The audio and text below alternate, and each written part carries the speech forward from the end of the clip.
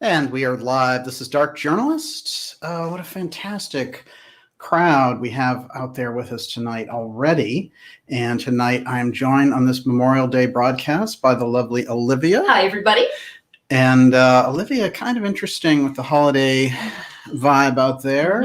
Overcast somewhat. Yeah, it was quite disappointing. You know, it's interesting like that around here. It's been really... actually very strange in that way, but they have given up on trying to muzzle everybody with masks, so I guess that's a start. Tonight we have a very special program for you on the heels of a very special interview that we just did with John Warner IV, who had the courage to come forward. He's the son of Senator Warner from Virginia, who sadly passed away last week, and he is the cousin of Christopher Mellon, who's the defense intelligence official, retired, who's been running around whipping up this alien threat with the likes of Elizondo of CIA background.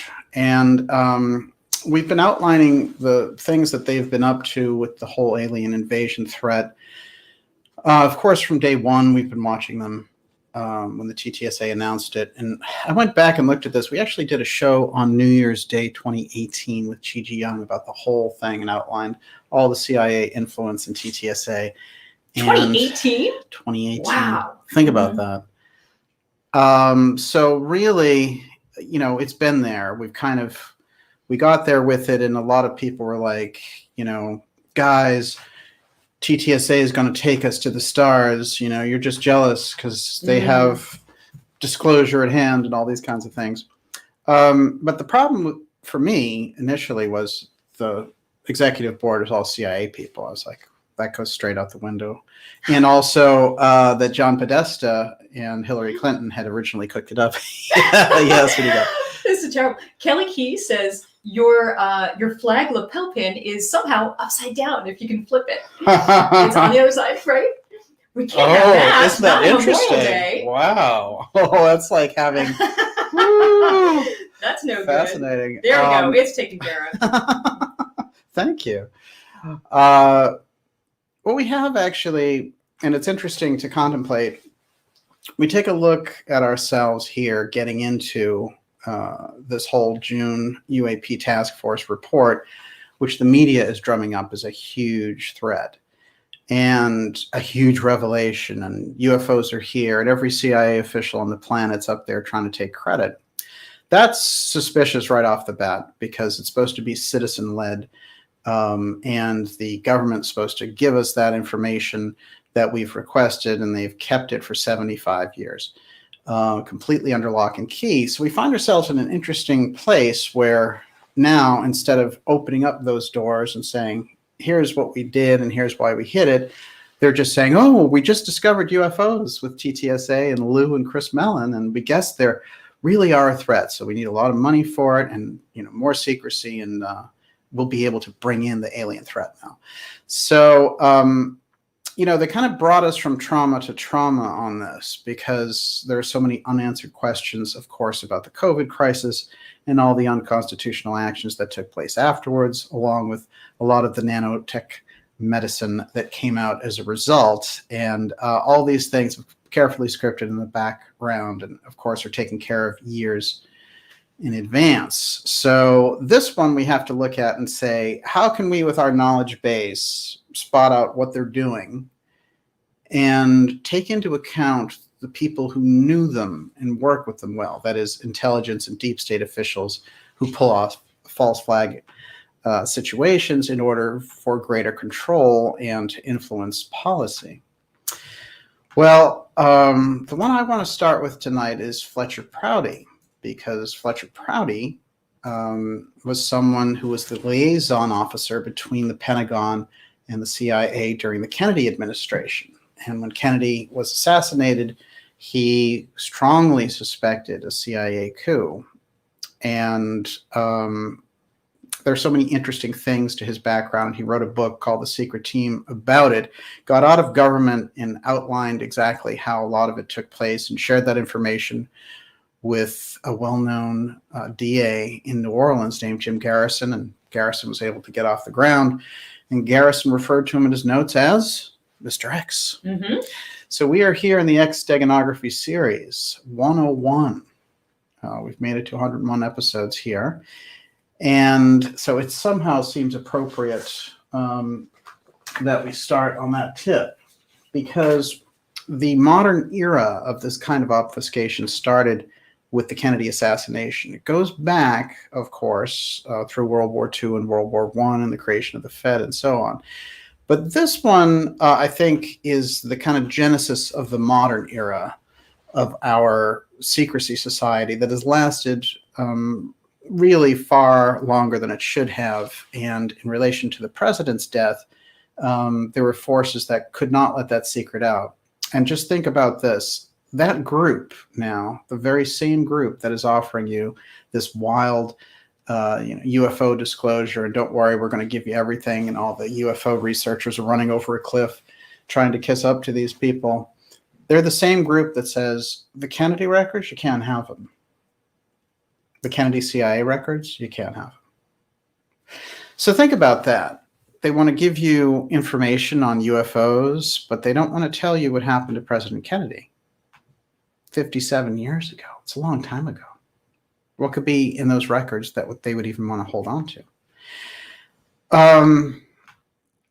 They've been mandated by Congress, by the way, since October 26, 2017 to give them up, and they haven't.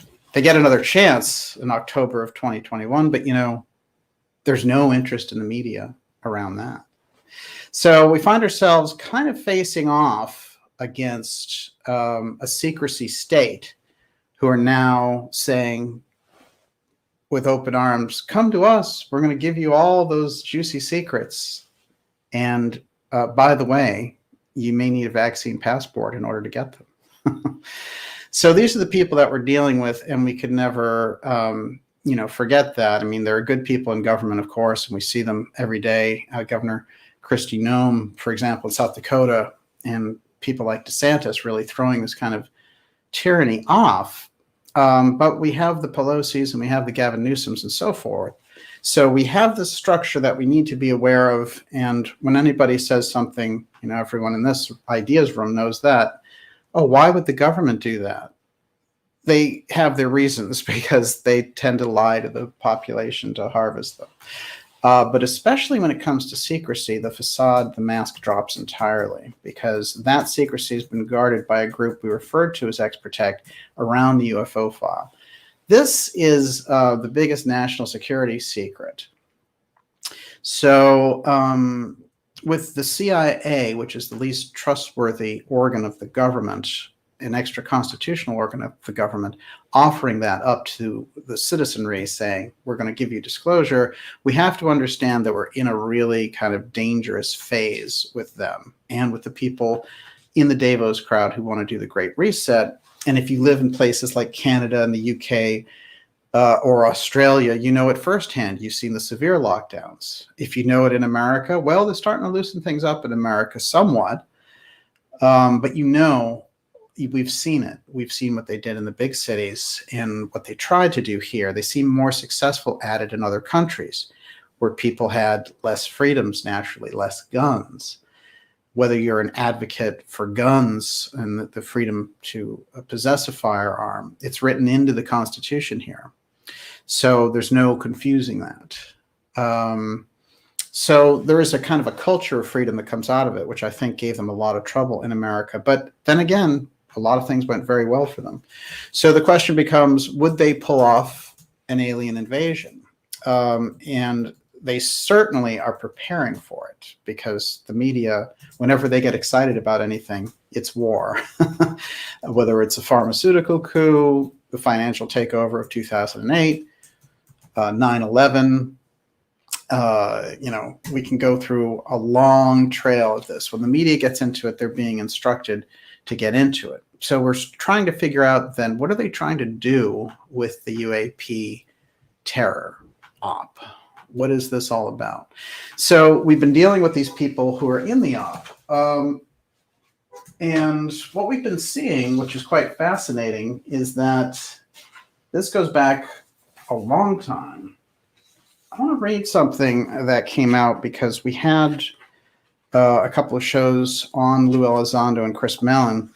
And I've been talking about the threat thing, and some of the top researchers like George Knapp and Richard Dolan and others have kept coming back and saying, well, you know, they're not really stressing the threat op, and there is a threat, and so on and so forth, which is entirely unacceptable. By and large, when it comes to other people and their research, you know, you're never going to get them to say exactly what you want them to say.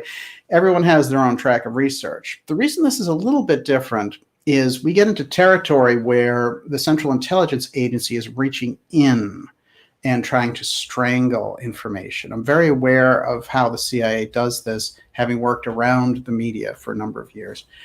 You know, a local story comes up to a certain point, and then there's a chokehold on the story. That is CIA influence. People like Professor Peter Dale Scott will say, when you go into a New York Times article and they say, sources say, you know, Trump was colluding with the Ukrainian government, that source is a CIA agent. And they remain anonymous, but they'll give those tips to a journalist, and the CIA can really make or break the career of a journalist, in fact. But they also know how to manipulate the news, and the news reporters are just very eager to get it. So when we get into these situations, we have to really take what they're giving us with a grain of salt. So Grant Cameron, who was a UFO researcher many years, has been on this program a few times. He was doing an interview with Danny Sheehan, who is somebody that Lou Elizondo picked up as a lawyer recently. And Sheehan has been a genuine advocate for UFO transparency and has that awareness around these things for legal matters. And the way I understand it is that, you know, he's actually been the lawyer for the Disclosure Project for Stephen Greer for many years, working on this subject. And Elizondo reached out to him to kind of represent him. And this is odd in a sense because of where Elizondo is coming from. But I think that he was looking at the background of Sheehan and saying he knows how to deal with the UFO side of it, and I'm going to get what I want. Whatever it is that Elizondo is doing, which I think is quite strange, saying that he's, you know, he's been blocked from seeking gainful employment. You know, these terms and the things that he throws around, he's playing the victim, you know, whistleblower guy instead of the, you know, the guy who's beating the drumbeat for war, which is what he's actually been doing. So somehow in his state, the stage of the game, the CIA game with Elizondo, they brought him to this period. Now, there's a couple of key quotes in here that I think will settle the matter once and for all between myself and the other researchers on this who protect the TTSA and Elizondo and all that, saying that they're not selling fear and all this kind of stuff, which they clearly are, and all the newspaper headlines that we've shown, you know, the examples around the UFO file, they're just saying threat, national security threat, they're a threat. And they got all that language from TTSA, who they kept quoting, this is a threat. And then Elizondo saying, hey, I used to be an intelligence guy. He actually still is, counterintelligence agent. And he's saying, they're a threat, trust me. So the media gets the plausible deniability to say, well, he said it was a threat, so we can now start saying that. So it gets emblazoned in the public's imagination as a threat. So now this is Cameron interviewing Sheehan, who's Lou's lawyer, as I stated, and he's talking about his internal conversation. This is Sheehan talking about his conversation with Lou. I want to read this on the record, and it's you know, it's the actual transcript from their interview. And he's now recounting a conversation he had with Elizondo, and he said, "I said that just is what it is. You want to, what is it you want to say? You know, what is it you want to say? Because you're going around pretending this is a threat." This is his own lawyer saying to him that he's pretending there's a UFO threat. "Isn't what you want to be saying?" And he said, well, you know, that's true. He said, because here's how he first came across when he was the executive director of the Advanced Aerospace Threat Identification Program. The first thing he noticed is that none of the high-ranking military seemed to be acting like this was a threat. This is what he's saying inside. So none of those people who are dealing with it on that level are dealing with it as a threat. And so he goes on here. So he was, as a security officer, he was basically running around with his hair on fire to start with, but they're turning off our nuclear missiles and they're buzzing around our aircraft carriers. And he said, but every time he was talking about it, he was all, well, yeah, there they are again. And so he said they clearly do not view it as a threat. So this is the lawyer saying that Elizondo, talking to his military superiors about the UFO presence, clearly don't interpret it as a threat. I said to him, why do you think they think it's not a threat? And they said, well, obviously the kind of technology that they've got, if they wanted to be a threat, they could be a serious threat. If they could turn off our nuclear weapons, they could, they can accelerate the speed of light right in front of us. He said, so obviously, there's nothing we can do to touch them. He says, so obviously if they were going to be a threat, then they would have already been doing something. They would have already done something.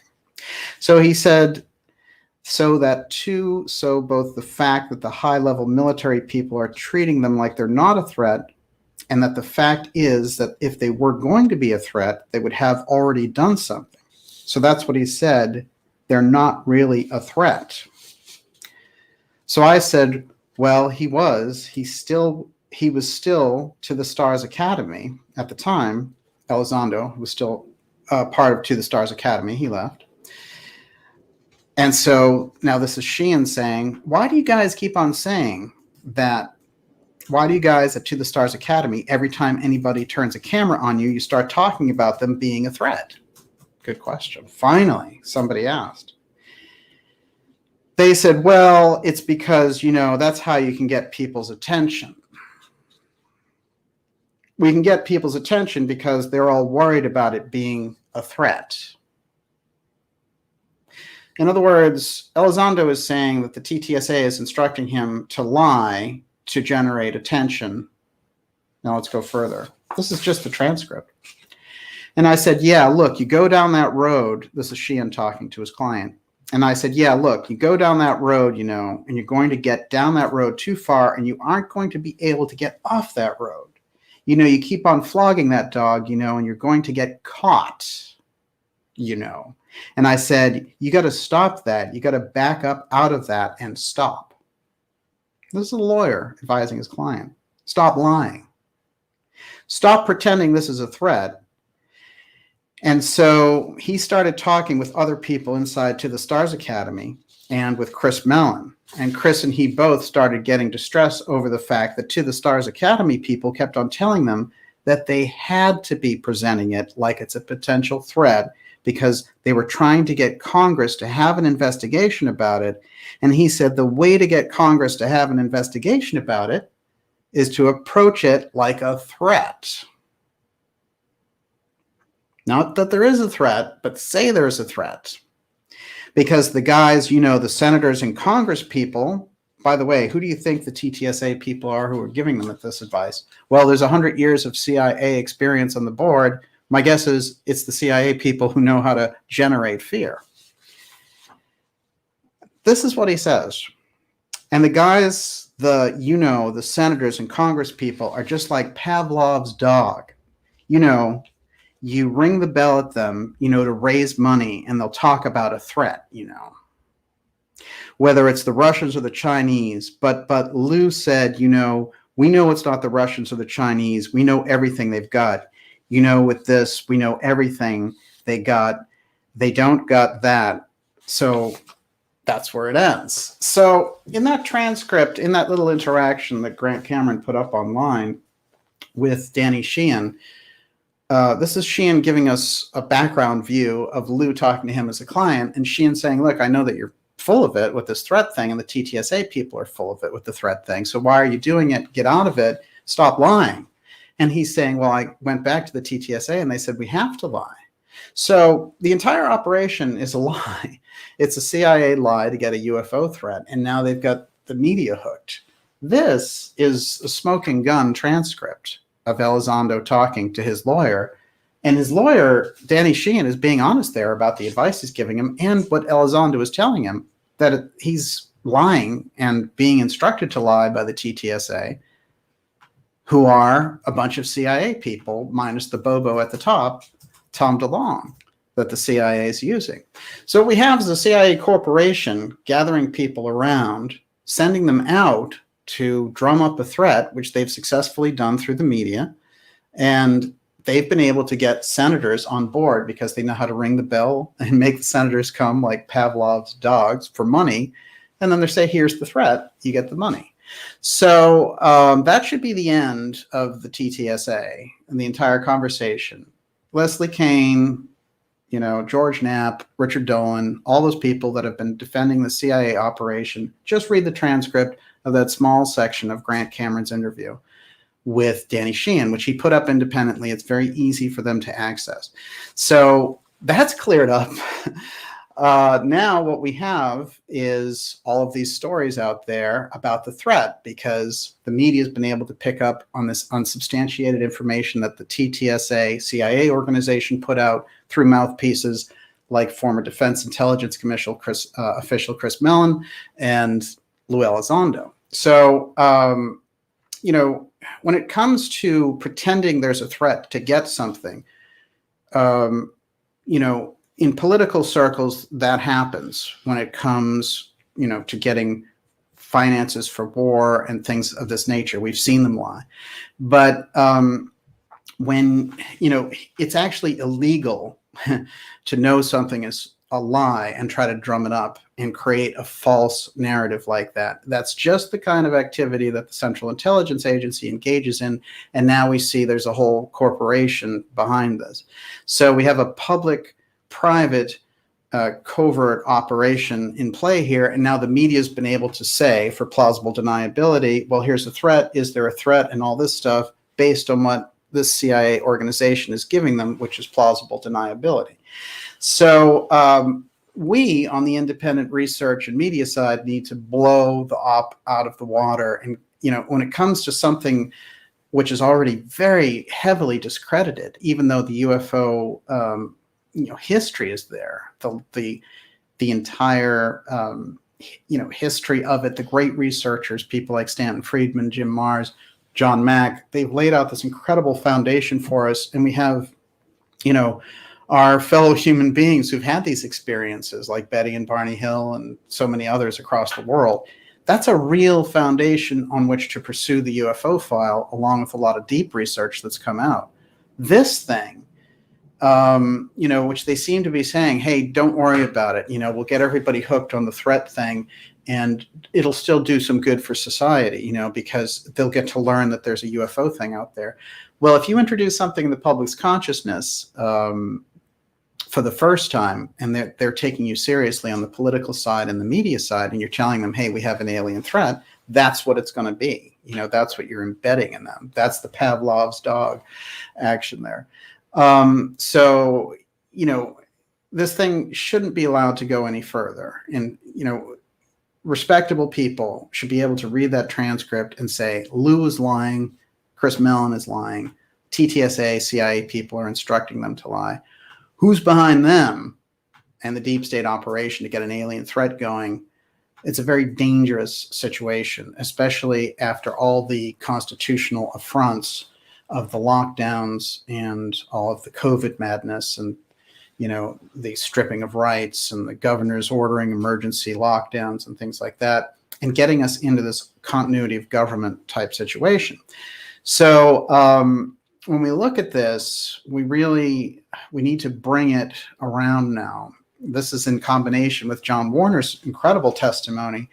And he really gives us the insight into Chris Mellon, who is his cousin. And he gives us the insight into the Mellon family and that incredible background.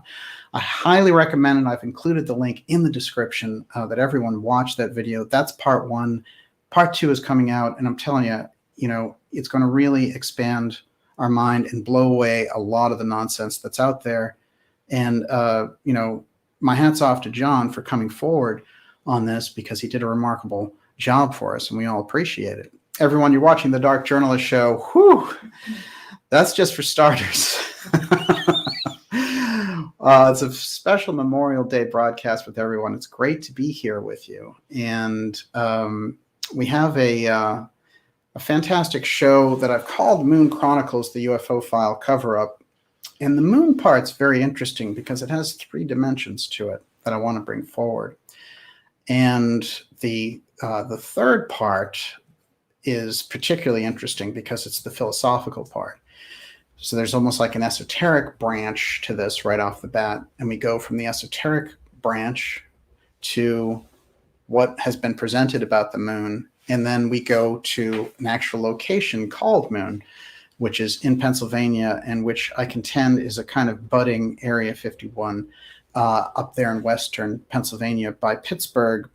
We did a show on it, and there were a number of facts I wanted to complete about it. And it really shows up heavily in this research. And when we get into X-steganography research, what happens is we transform the map, because we get into different locations. And so there's a kind of X geography. So we've outlined places that weren't really on the map in doing this research in terms of their esoteric or their significance to advanced technology. Places like Coronado, places like Moon, places like Andros. This is very important because we've been fed Nevada, Nevada, Nevada. It's kind of like brainwashing in that sense.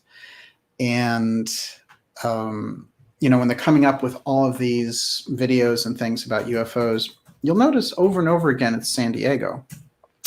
Well, that whole area is honeycombed with Northrop Grumman, and Northrop Grumman has that kind of advanced technology. We'll also notice that when they're showing those videos on various news stations, what we're finding is over and over again, when the pilots are recounting it, they're saying, oh yeah, we're in the middle of war games and these things showed up.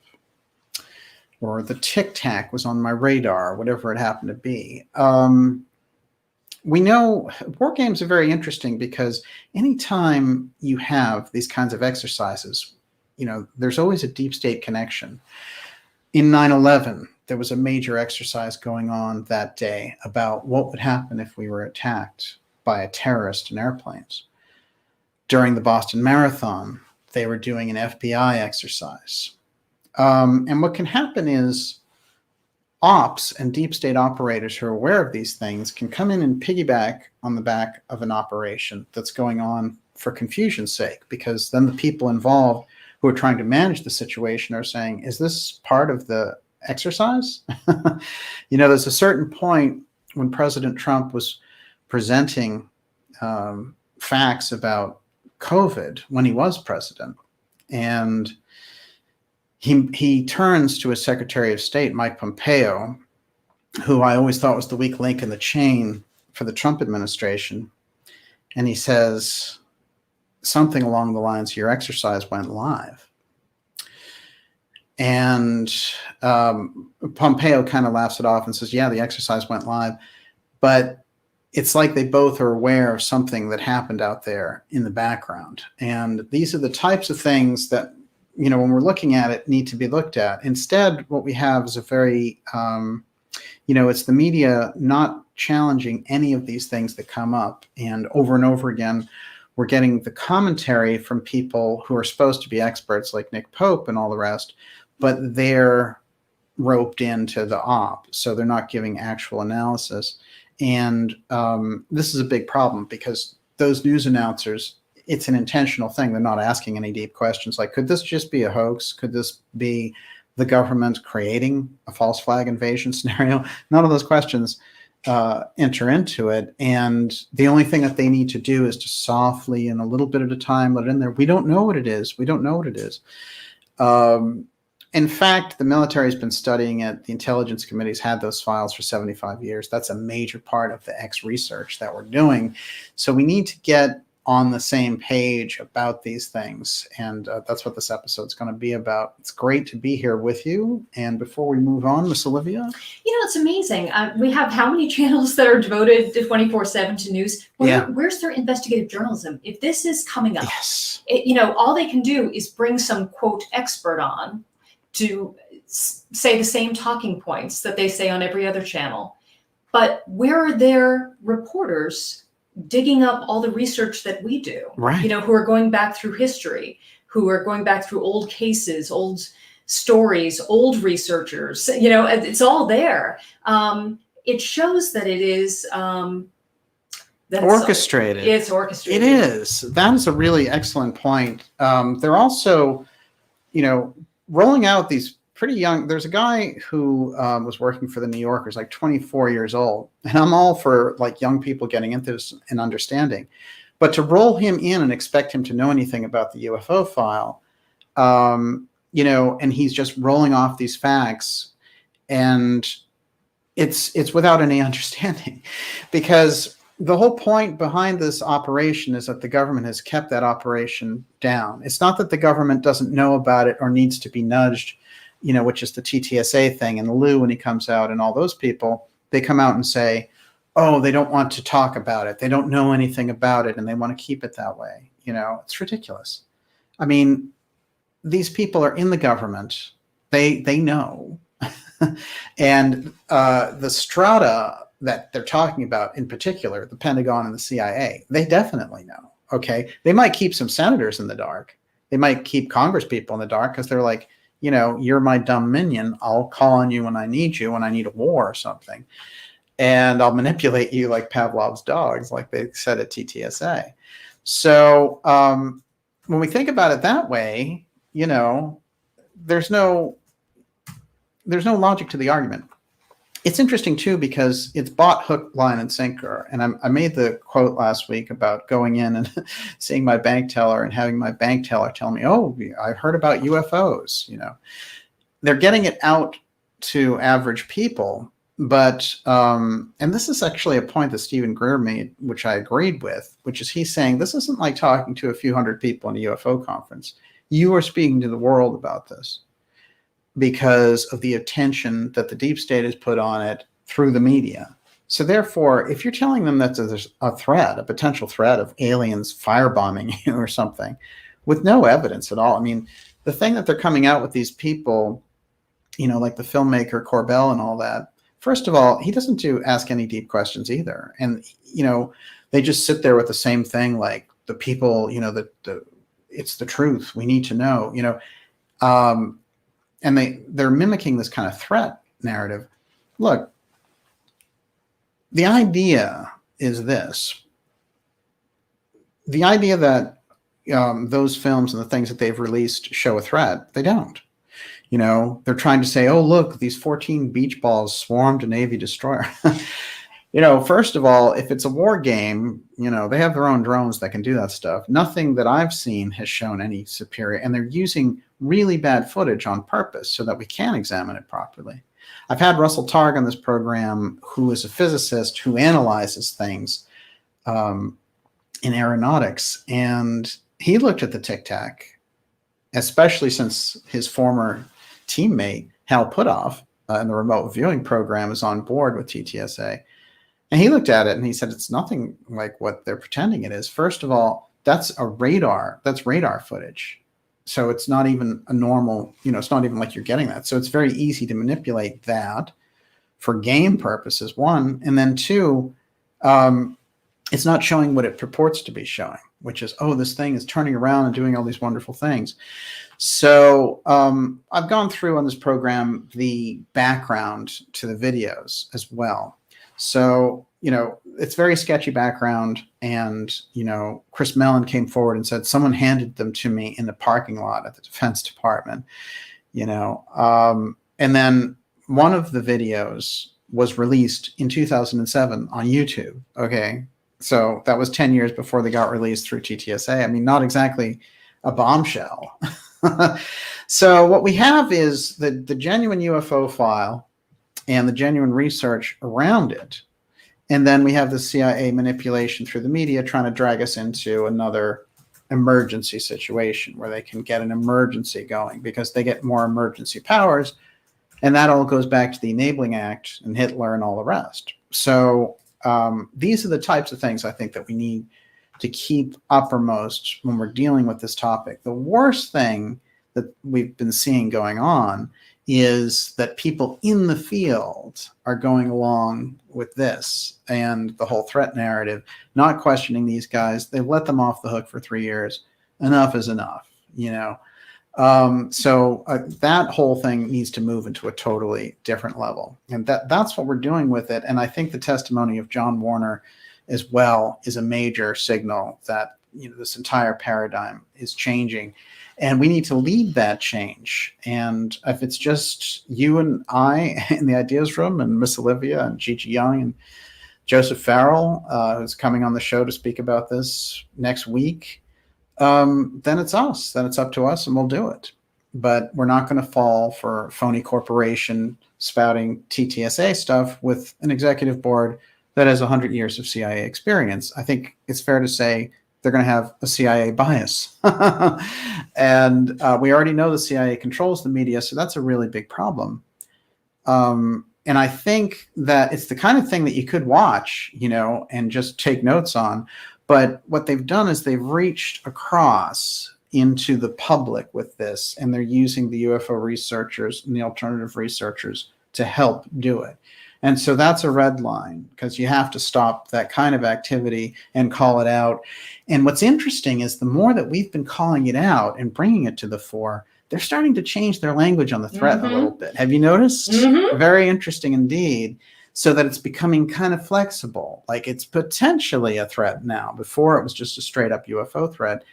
They're getting nervous because they know that people are getting aware. And the problem is the media is keeping with the full threat narrative thing. So these people have already turned them on with bad headlines, and they're able to use that as plausible deniability. That's the op that we need to blow out of the water. So that's why we're here tonight. Let's get into Moon. How's the temperature out there? That's great. Deborah Blair just said, isn't this Edward Bernays' work on nuclear steroids what Bernays did in the 1920s, including getting women to smoke, ending up getting a nation to goose step now? Isn't that a great point? Absolutely. And the study of Bernays and the Century of the Self, I think, is the documentary series fantastic on him. It's off the charts. Unfortunately, that same guy, Catherine Fitz, told me that same guy made a documentary about the JFK assassination, and he was just, you know, sticking with the official line. But he did a great job with that. And what it shows is that manipulation on a psychological level in order to harvest the culture. And they've done it, you know, in a number of ways. The latest thing that they have is, you know, this whole thing about can an 8-year-old without his parents' consent, you know, get a transgender operation. Doing these types of things, it's very interesting too, because the people who, you know, transgender people and gay people don't like to be used as political footballs. So, you know, they're putting everybody in these boxes because of their own ops. And so it's in everybody's interest to unravel it. Right, left, in the center, Democrat, Republican, Libertarian, Green Party, it doesn't matter. This is what we find out over and over again when it comes to this, because we've been seeing that kind of manipulation. We just lived and are, you know, living through this incredible overreach of emergency powers based on very, very sketchy information on the medical side. And now they're trying to transfer that over to this UFO threat very clumsily. And we did the backstory on that, which is they expected to have Hillary Clinton in when they did it. And they got Trump instead, and Trump messed up their plans and started the Space Force, which was his own reach for the UFO file powers. So, you know, what they're angling to do is twofold. One is to put in place a global control grid physically on Earth, operate it from space, and also be able to control space, as in have war in space and be dominant in space. The only problem with that is when we set up the space program initially, it had a peaceful mission, and it was for the peaceful exploration of outer space for science purposes.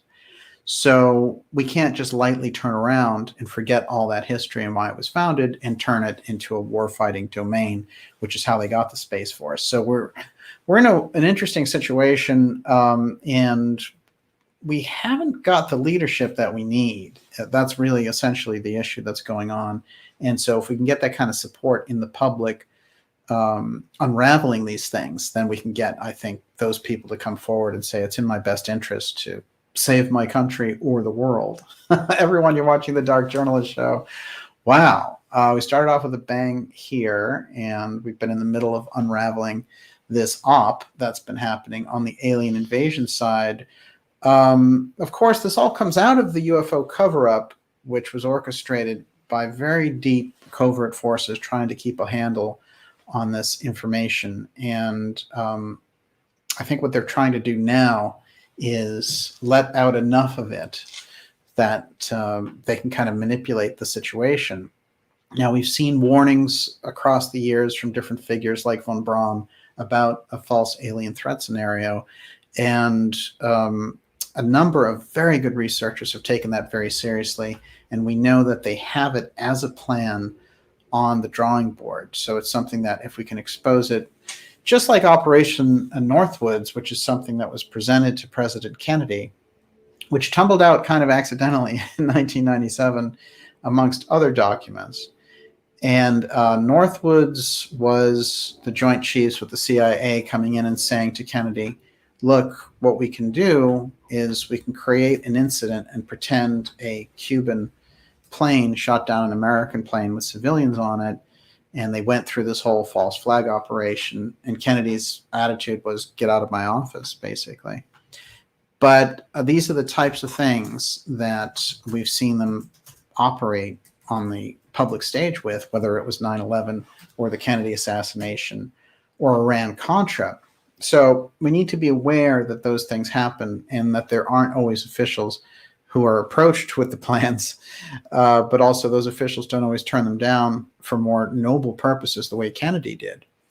And I think Kennedy's presidency has to be kind of a central tenet when looking at these things. If I were to try to educate someone about the deep state, I'd start really with Kennedy's presidencies, because there's such a push and pull there.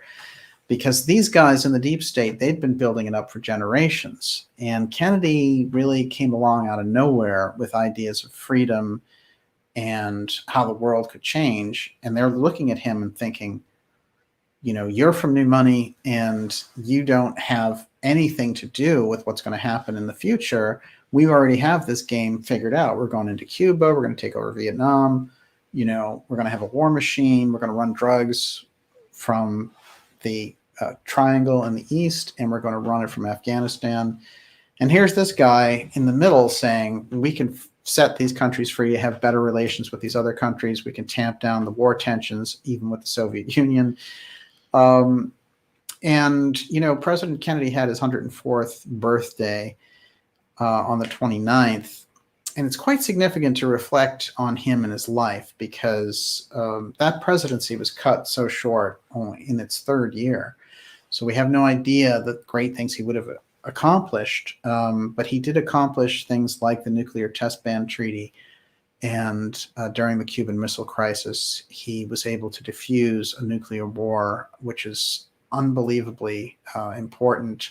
The kind of leadership that was shown and the restraint involved with that much pressure on you. So he showed he was a leader beyond the image. And this is the reason that we remember President Kennedy so well. Yes. What do you got there? I have an intriguing statement from John Maxuda. Yes. I don't think the people who are trying to control the world are very intelligent or sophisticated. They just have power. They could achieve wonders, but instead it's simple base greed and desire. What say you? Well, yeah, I think you're onto something there, but I would say that they certainly do have intelligence. It's that there's a kind of psychosis that goes with the intelligence. And, you know, a lot of like serial killers or master criminals, you know, can have that really incredibly dynamic intellect, but can be absolute psychopaths. And I think we've had a lot of people in our history like that, like Goebbels, for example. So it's not always that they're just, you know, that they're not intelligent. They certainly have intelligence. It's just that they're not ethically developed, and their empathy seems to have been, you know, surgically removed from them. I always think back to that really interesting thing that they do up there at Bohemian Grove. every year, and it's the cremation of care. And I've always wondered, is that like getting rid of your ability, your empathy for other human beings? Is that like a rite of passage that they go through? That makes sense to me. And so there's Kennedy, who, as I said, turned 104. We only can say with wonder what he might have done. He died at 46, having been the youngest president ever elected at 43. And it's interesting as we contemplate JFK, because some of the things that we put on the record in this program have to do with how he was eliminated and why. And Douglas Caddy, who was the Watergate lawyer, came on this program to tell us that his friend, the CIA super spy, E. Howard Hunt, said he was eliminated over the UFO file because he wanted to share it with the Russians. And there's a substantial paper trail there that he wanted to share our UFO file with the Russians, which upset a lot of that deep state structure going, whether it's the Nazis that were in the space program. Don't get me wrong. It's not like the Russians were innocent. They had their own plans of world domination and their own Nazis too. As they split the spoils there. We got half the scientists, they got the other half. Of course, I would say that I think we got the better crop of scientists. Unfortunately, the low ethics came with it, and that's been a piece that we've been working out in the American system, getting rid of that and exposing it, because it's been embedded since this post-World War II period. And we can see it in the work of people like Joseph Farrell, for example. But there's also, we have to remember that the Germans were incredibly technically advanced. So many of the advances that we got in the world are due to the fact of this incredible dynamic scientific group working in Germany. So there's been a lot of light-dark type of moves there. And speaking of light-dark, I'm going to read a few quotes here about the moon itself. And we're going to go into the moon and what it represents, and how the moon, like Kennedy with the moon program, and how they object because he wants to do a joint moon program with the Russians, leads to his assassination. The moon comes in over and over again when we're dealing with this. And so maybe we should look at it from more than just a straight up physical angle and see what's really going on.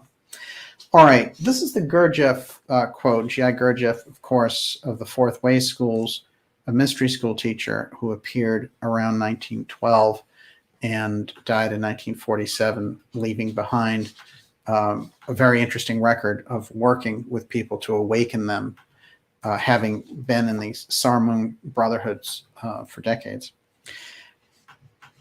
So this is what Gurdjieff has to tell us about the moon. It's quite interesting.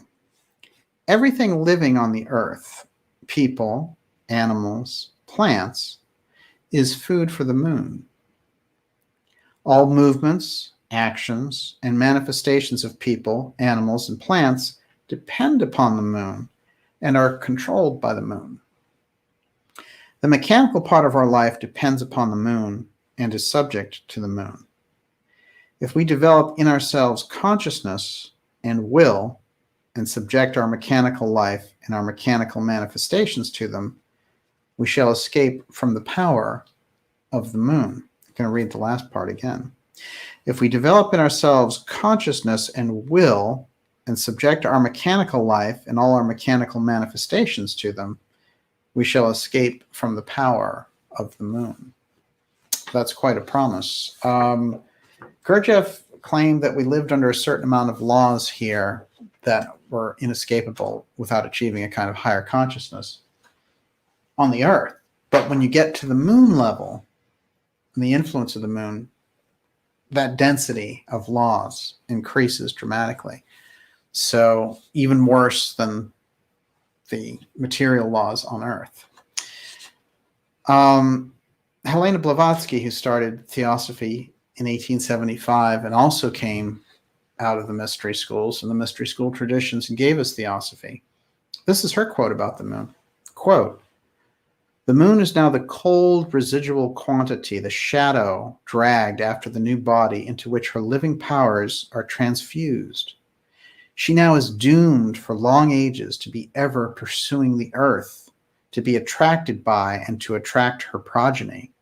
Constantly vampirized by her child, she revenges herself on it by soaking it through and through with a nefarious, invisible, and poisonous influence which emanates from the occult side of her nature.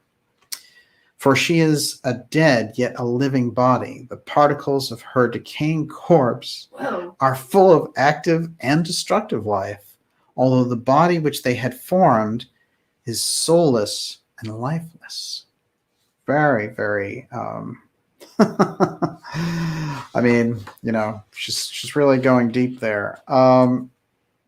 Ouspensky's take on the moon, and again, he's a student of Gurdjieff, so he's in that realm. And he says, somewhere about this time, I was very much struck by a talk about the sun, the planets, and the moon. I don't remember how this talk began, but I remember that Gurdjieff drew a small diagram and tried to explain what he called the correlation of forces in different worlds. This was in connection with the previous talk, that is, in connection with the influences acting on humanity. The idea was roughly this: humanity, or more correctly, organic life on Earth, is acted upon simultaneously by influences proceeding from various sources and different worlds. Influences from the planets, influences from the moon, influences from the sun, influences from the star. All these influences act simultaneously. One influence predominates at one moment and another influence at another moment. And for man, there is a certain possibility of making a choice of influences. In other words, of passing from one influence to another. In man, notice that. And finally, Rudolf Steiner, who founded Anthroposophy, public mystery school, and was in charge of the German chapter of Theosophy before splitting off from them because of the fact that they were tilting their axis too far east in terms of the teachings, and understanding that it's the Western initiatory tradition which would lead us into the 21st century. This is Steiner. I'll try to shorten this one. It's a long one. Nowadays, all this, meaning the moon and its physical appearance, is explained as though the moon were some material body moving out there in cosmic space, illumined in various directions by the sun, and thus showing itself to our vision in varying shapes and forms. But this by no means exhausts what the moon is for the Earth, and notably for humanity on Earth. For the moon especially, we must clearly understand the following.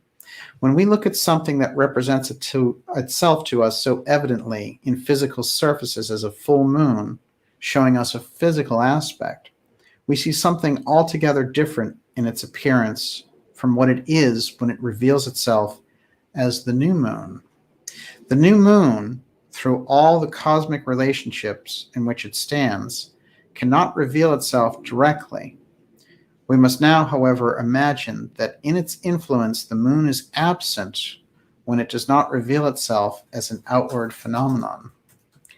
At the times when, through the whole world relationships, we become conscious of the appearance of the new moon, at these times the moon is present invisibly, and for this very reason is present in a more spiritual way than when it appears to us in the physical light of the full moon.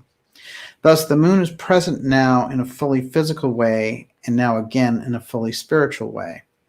We have indeed the perpetual rhythmic alternation between the physical manifestations and the spiritual manifestations of the moon. The moon was once within the earth. It belonged to the earth body. It went forth from the earth body and became a satellite, as we say, or accompanying planet of the earth. It split off from the earth and circles around the earth. Now, in the time when it was united with the earth, it influenced the human being from the earth.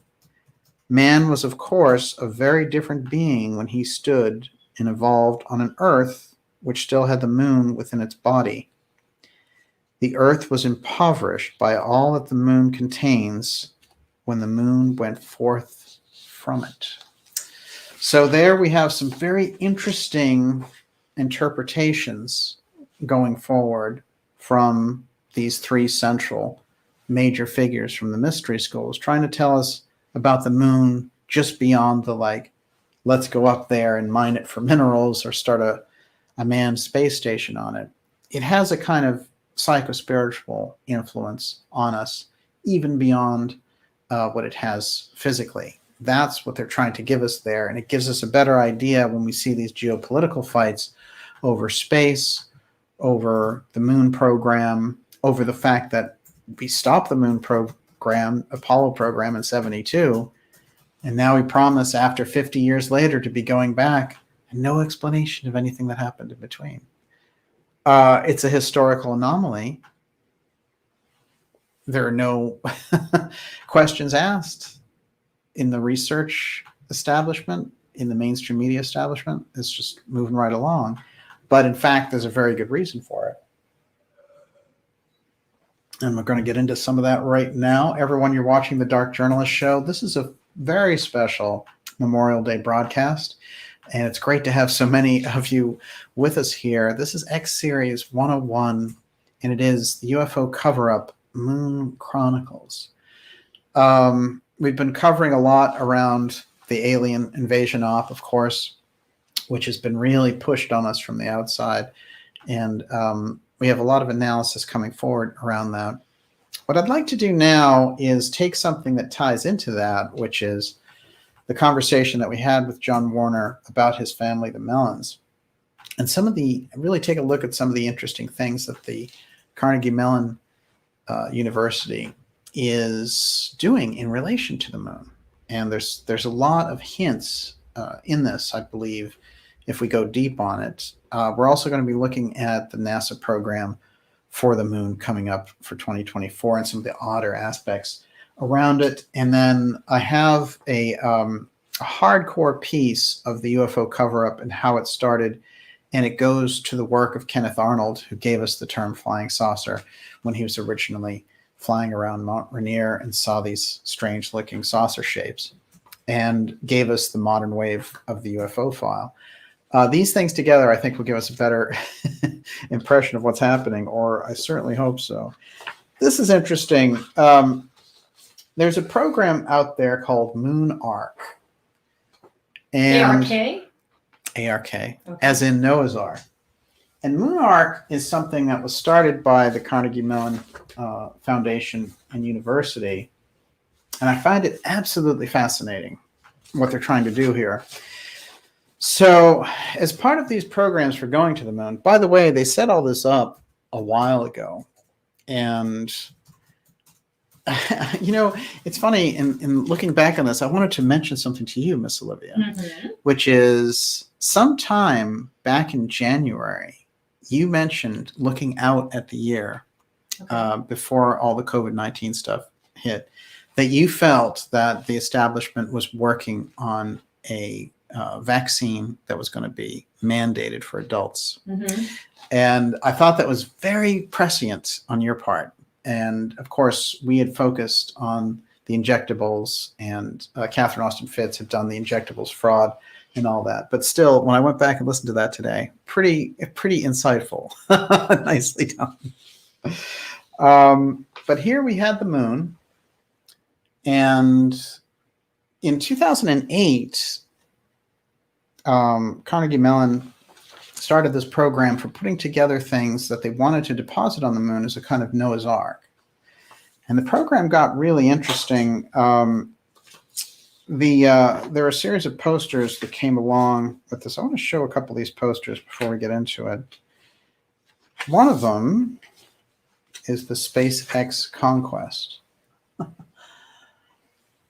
Conquest, it's not what a cool picture. Absolutely. What is that? It's Saturn and some other planets, the moons, but Conquest is the thing I zeroed in on. And of course the X.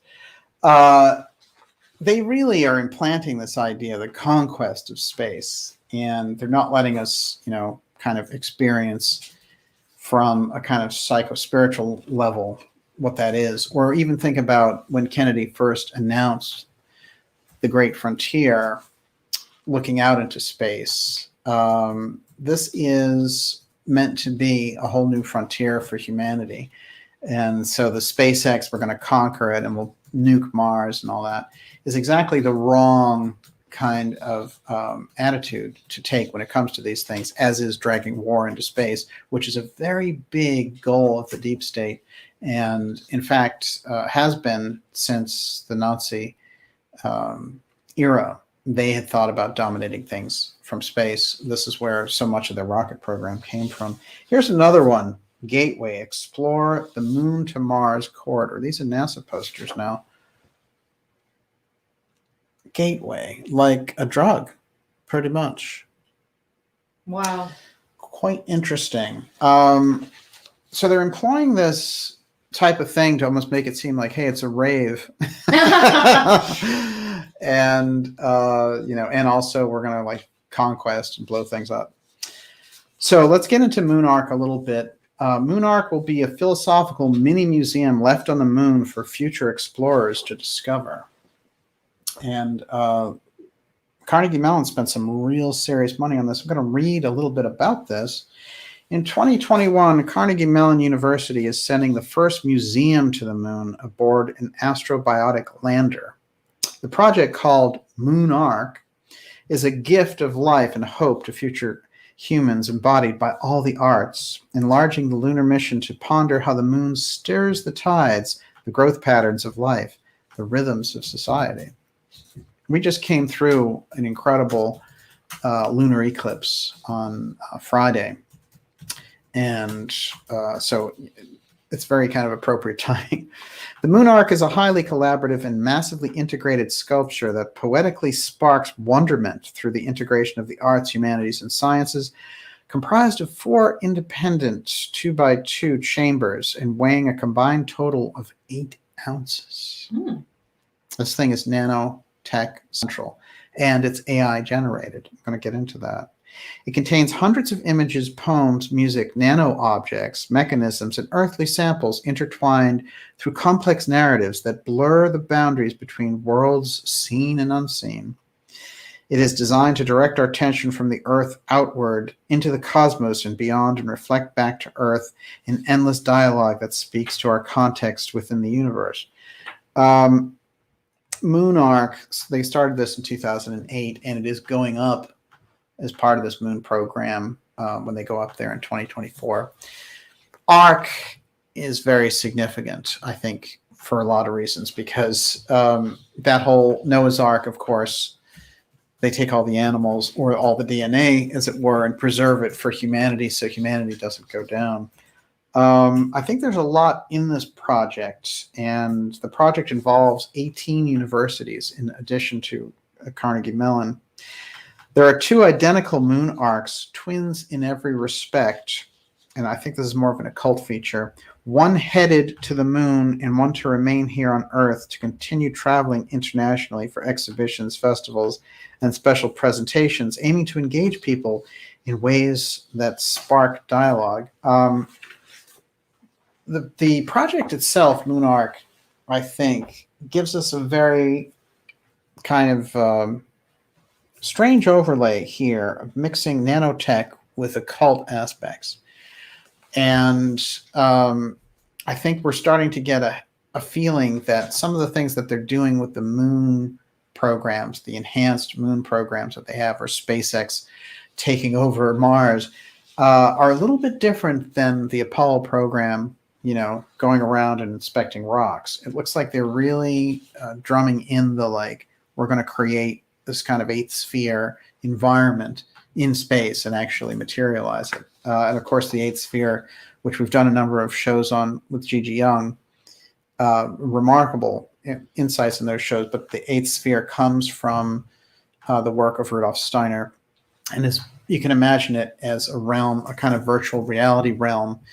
And Steiner suggested it was a very dangerous move on the spiritual evolutionary path of humanity, because it was a kind of left turn or a detour that guides us away from the natural progression of evolution. Some of the discs in there I found very interesting, and I'm still investigating it as we go.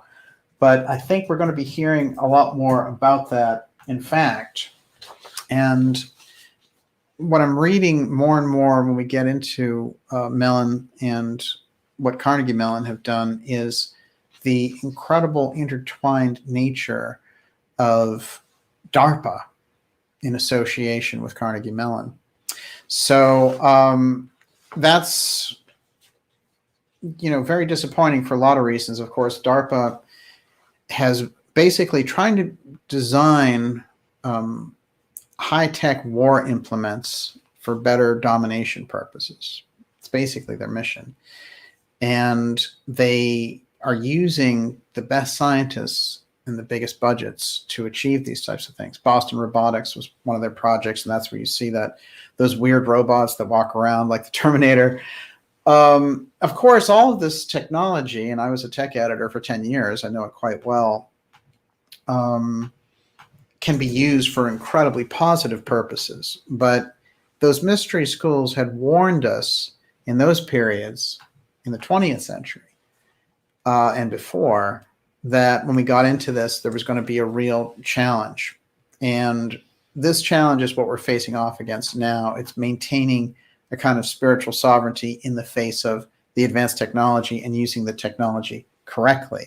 The other echo from the traditions of the mystery schools is of Atlantis, which is a culture where we rose to a certain height of technological sensibility and basically blew it to smithereens, to such a point that the echoes of it on planet Earth still cause magnetic anomalies and huge problems. So, and that forms the foundation of so much of the hot zone research that we do there about the things going on in Bimini, the Bahamas, and Cuba, stretching all the way to Yucatan. That area held that advanced culture. And, when we think about it, the echoes of that culture and the standing stones and the remarkable geometry and the things that people don't understand and always attribute to ancient aliens, one of the biggest revelations in the periods that we're coming into, and one that we definitely can't let the CIA get close to the way they have the UFO file, is about humanity's past in Atlantis and the great advances that we reached there, and that mystery school influence giving us that real history and helping us to remember that so that we don't repeat those types of mistakes. Everyone, you're watching the Dark Journalist Show. We're going deep and we're looking at these issues from an esoteric, physical, and geopolitical angle. It's giving us a kind of a wider lens with which to view things like the space race and the incredible advances in technology and nanotech and AI technology, because we can view it not just from the way that it's presented, but we have the ability within us to heighten our own senses to be able to look at it properly. And those tools have been left by these very advanced groups. I want to remind you to go to the darkjournalist.com website and sign up for our newsletter. That keeps us in touch, and it's remarkable that even with all of the censorship that we've survived, and they've thrown off truth channels left and right, and it seems to me that they're gearing up for more of that and more of the clampdown with things like the domestic terror bill, which they're using as an excuse to get rid of their political enemies, as it were. So we're going to see more censorship, but the best way, of course, to stay in touch with us is to sign up for the newsletter.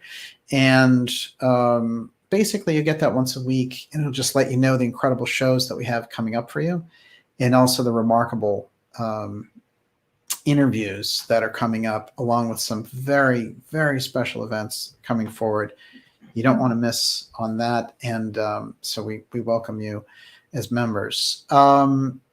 It's great. It's already a great crowd in the ideas room. I can see the questions are going. We are going to take questions in the second half of the program. You can ask them in caps. Miss Olivia's putting all that together. How's it going now? It's going great. Winnie Eater is asking, isn't the race to weaponize space already well underway? China is completing their own space station as we speak. Yeah, there's a certain amount of truth to that. And, they could say, well, you don't want to play a reactionary game. Look, but we've been up there for 50 years with no accountability.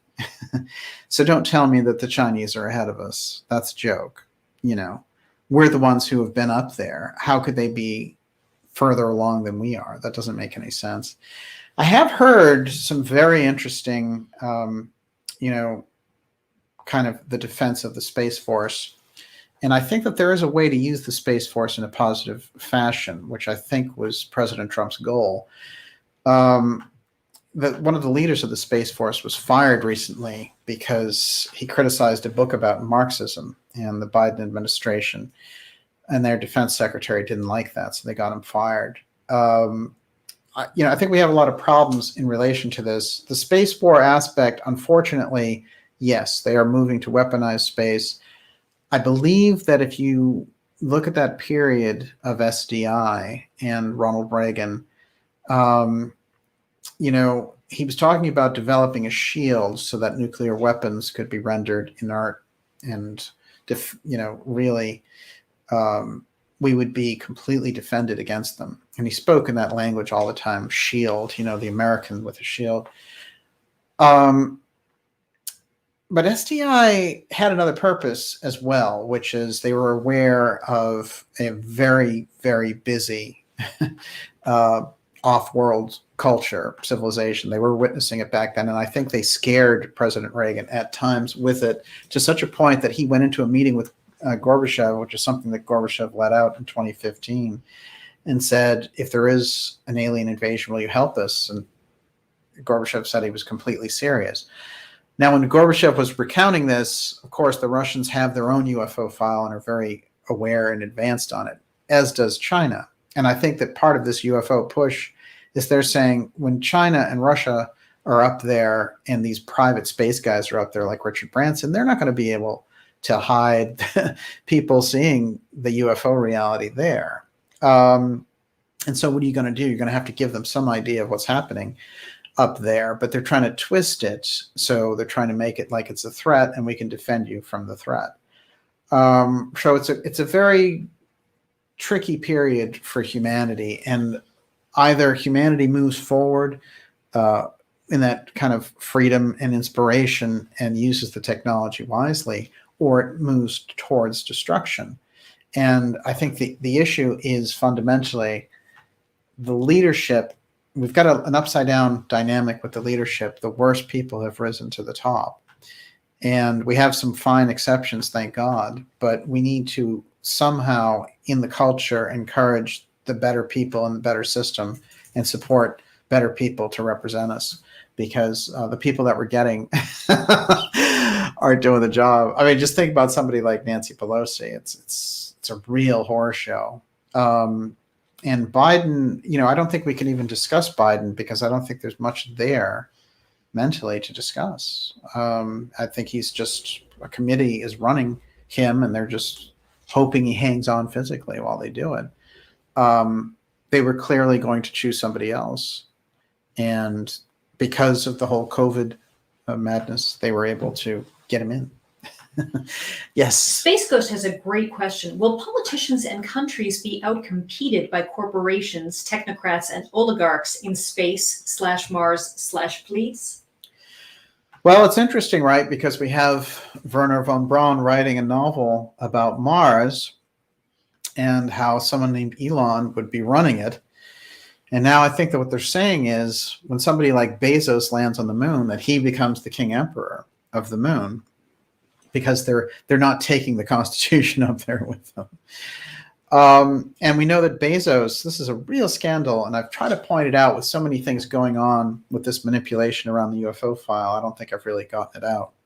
I need to do a better job of focusing people on the fact that the Senate is like basically this close to giving $10 billion to billionaire Bezos for his space program, Blue Origin, which is already a bloated budget that he gets a write-off on, and he doesn't pay any taxes for Amazon at all because of his, ability with accountants to move those things around. So this guy, who's the second richest man in the world, is going to get 10 billion of our dollars to fulfill his weird X-steganography Blue Origin.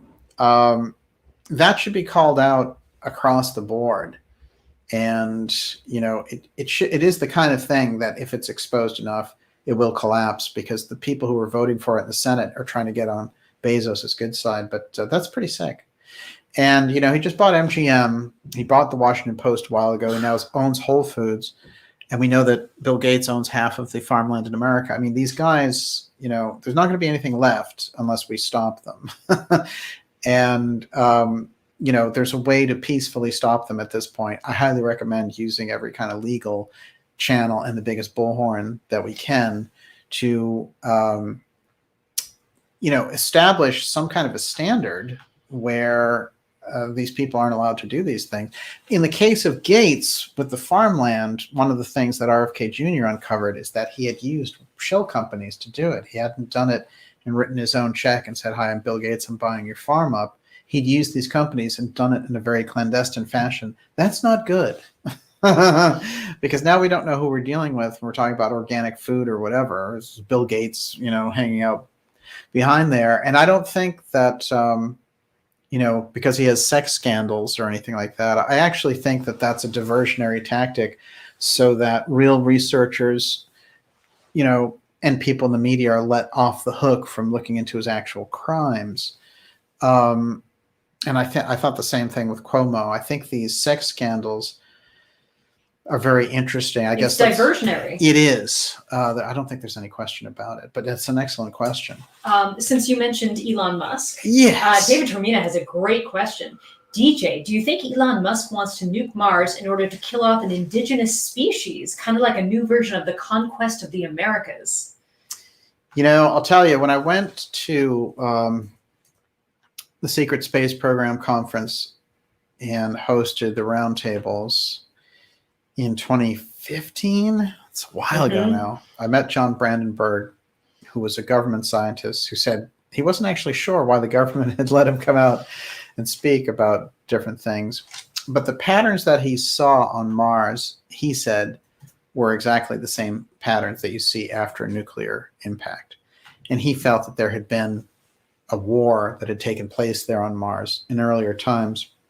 I remember when they've asked people like Edgar Casey in Trance if there was life on the other planets, physical life as we understand it. He certainly had said there had been, there are different types of etheric life and that we take on different bodies of a different type of matter. But they asked him, was there physical life? And he talked about how there was physical life in other systems. But when he was talking about this system, he was very careful with the language. He said, at present, no. And if you really look at that literature in the 40s and 50s, they thought maybe there's other people on Venus and Mars before we really understood what was going on. And it's really interesting because there's some understanding or some memory, just like the face on Mars and the different things that we've seen when we fly over that look like structures. There's a lot of background, of course, Richard Hoagland's work about relics on the moon, and that one of the things that they found when they went there and that created a lot of the secrecy around the moon program was because of what they saw. And what they saw clearly indicated there had been a culture up there at one point. So it's an excellent, it's really an informed speculation. But in terms of them being there now, that's pretty interesting.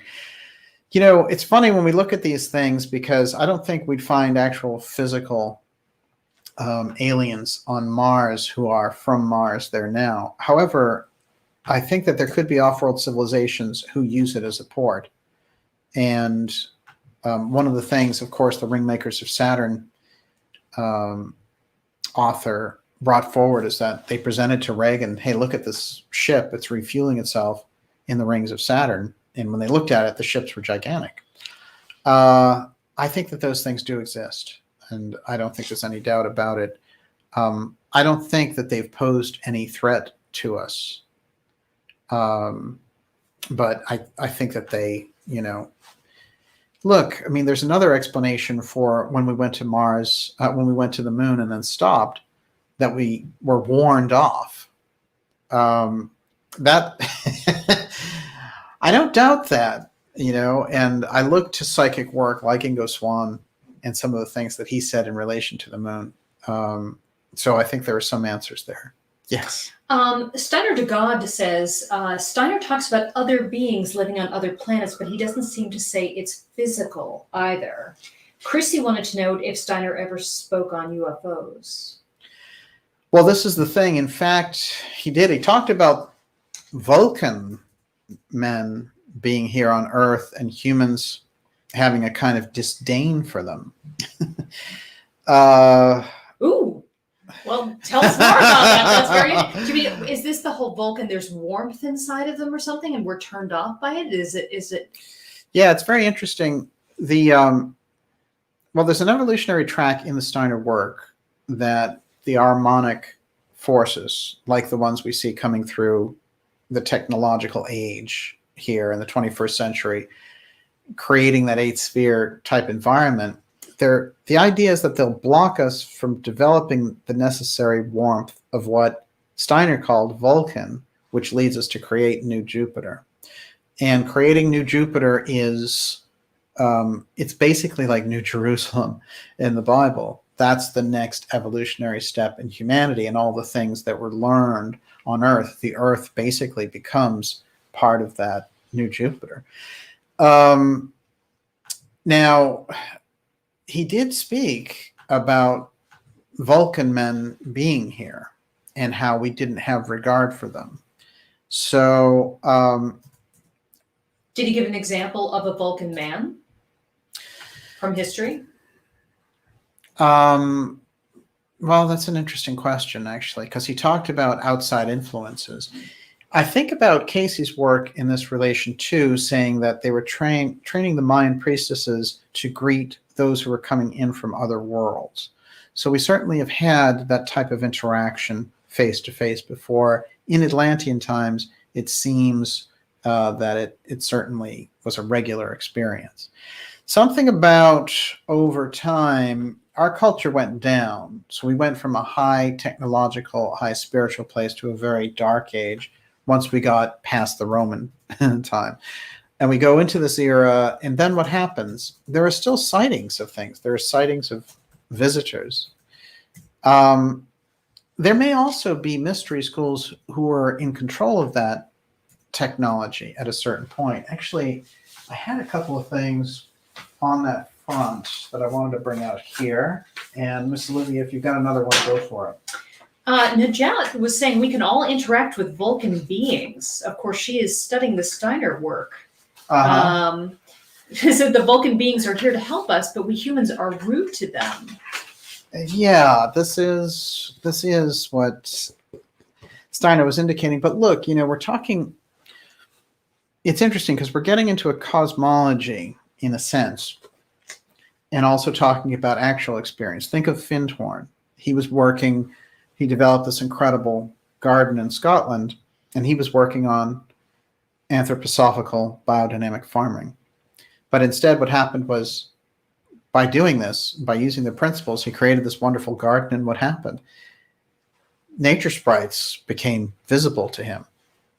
Now, certain types of psychics can see them and interact with them. All of the major teachers talk about the fact that they exist.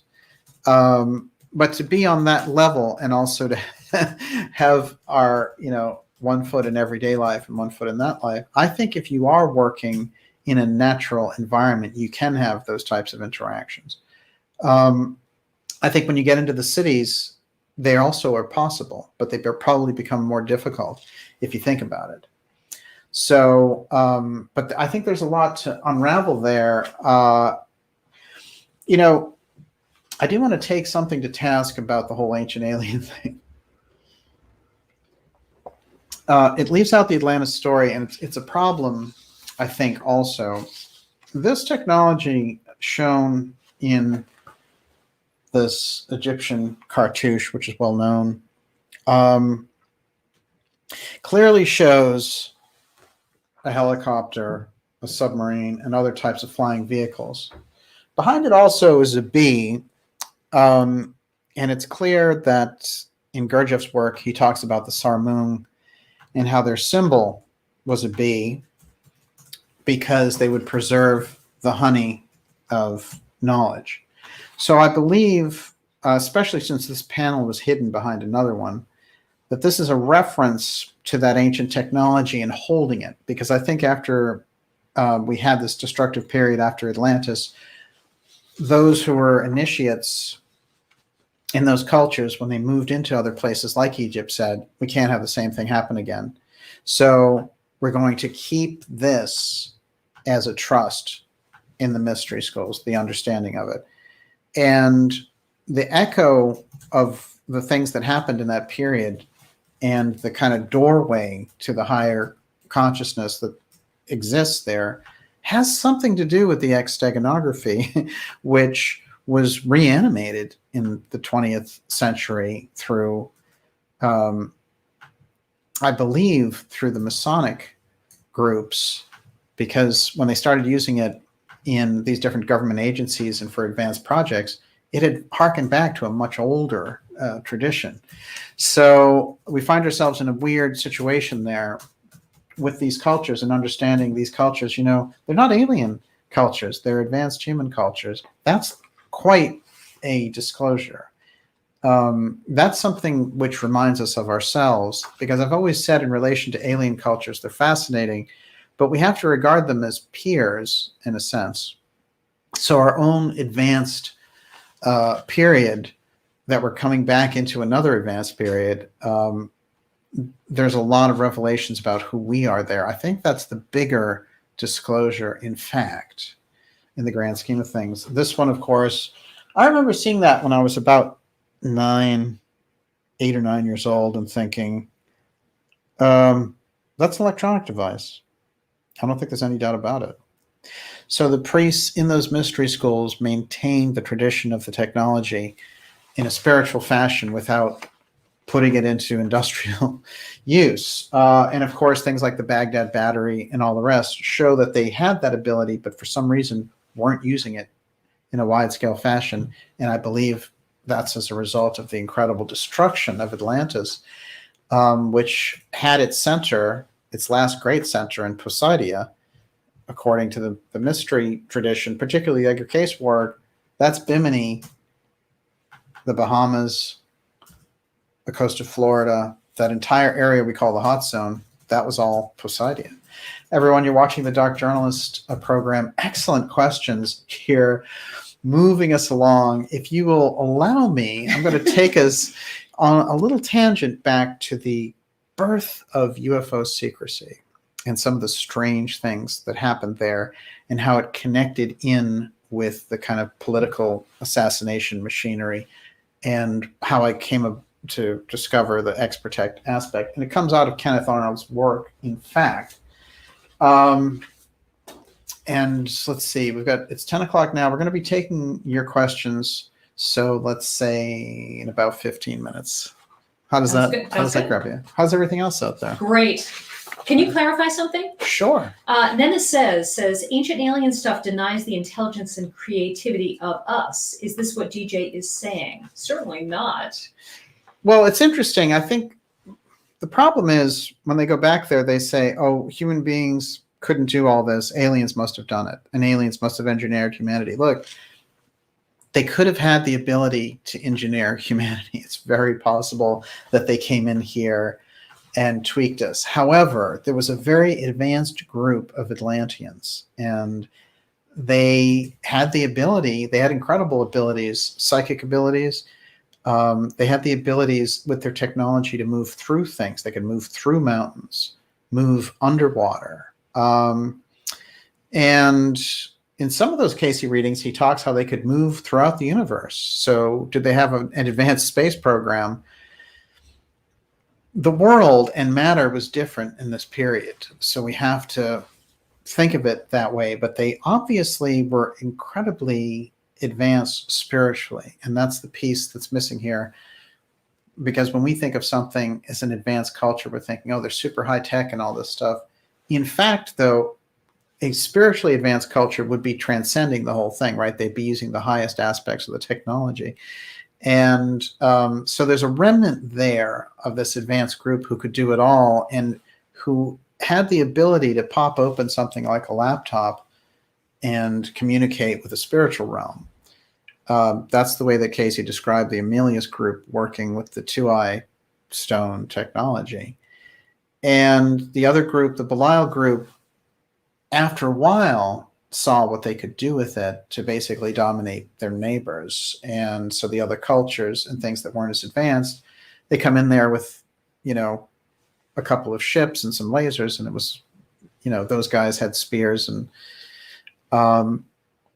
slingshots. So it was not a fair fight. When we look back at that period, though, there's a great balance when he describes it, and it's not dark, bad Atlantis. It's incredible Atlantis. It's the height of human achievement.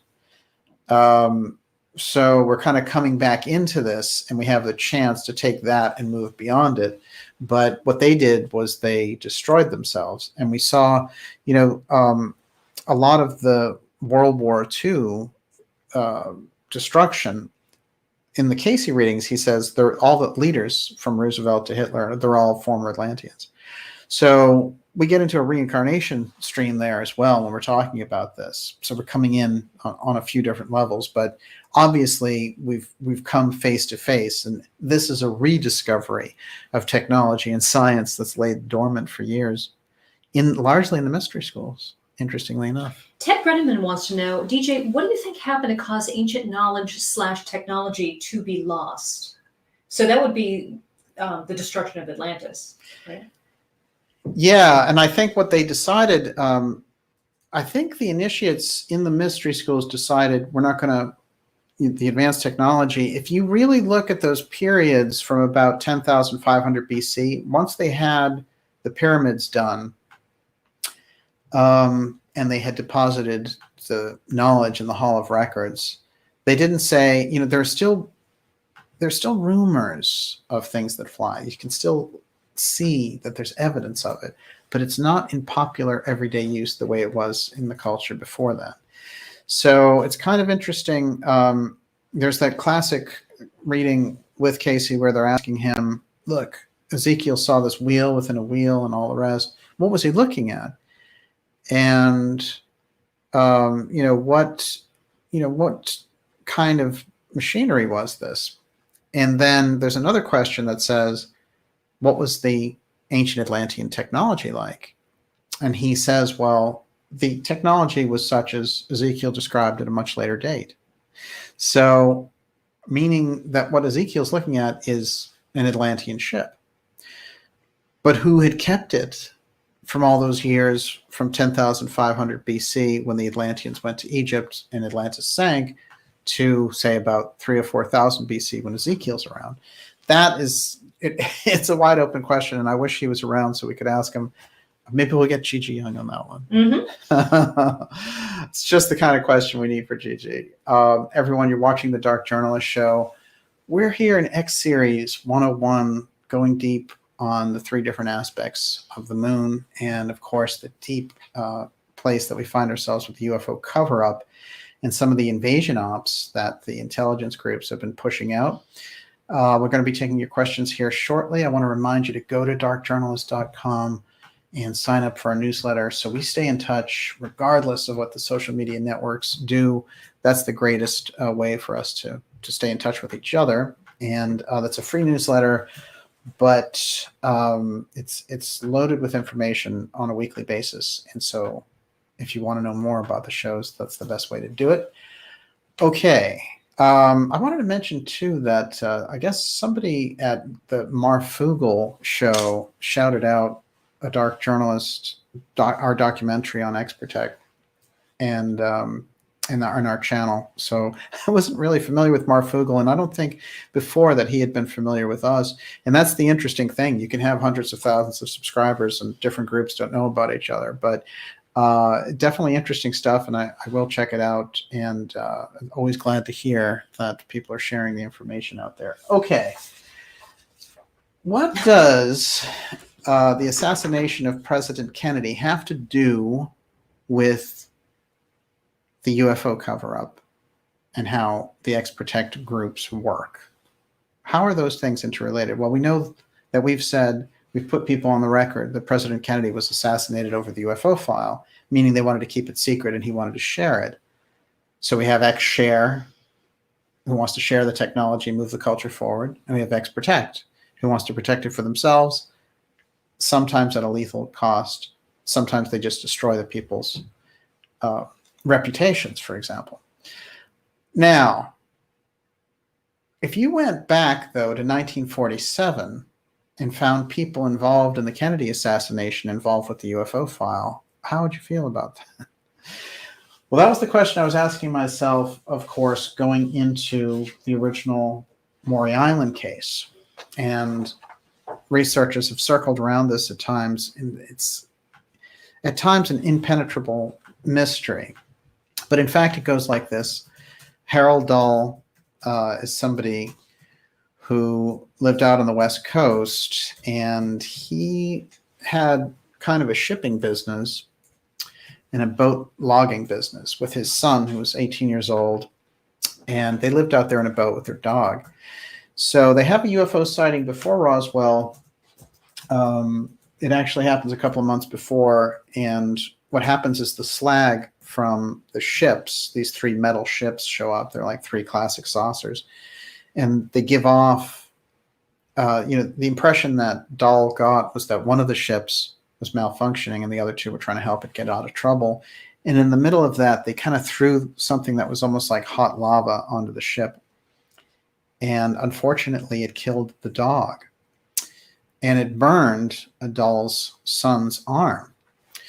The person that owned that little business in the boat with Dahl was someone who would show up later in very strange circumstances, named Fred Chrisman.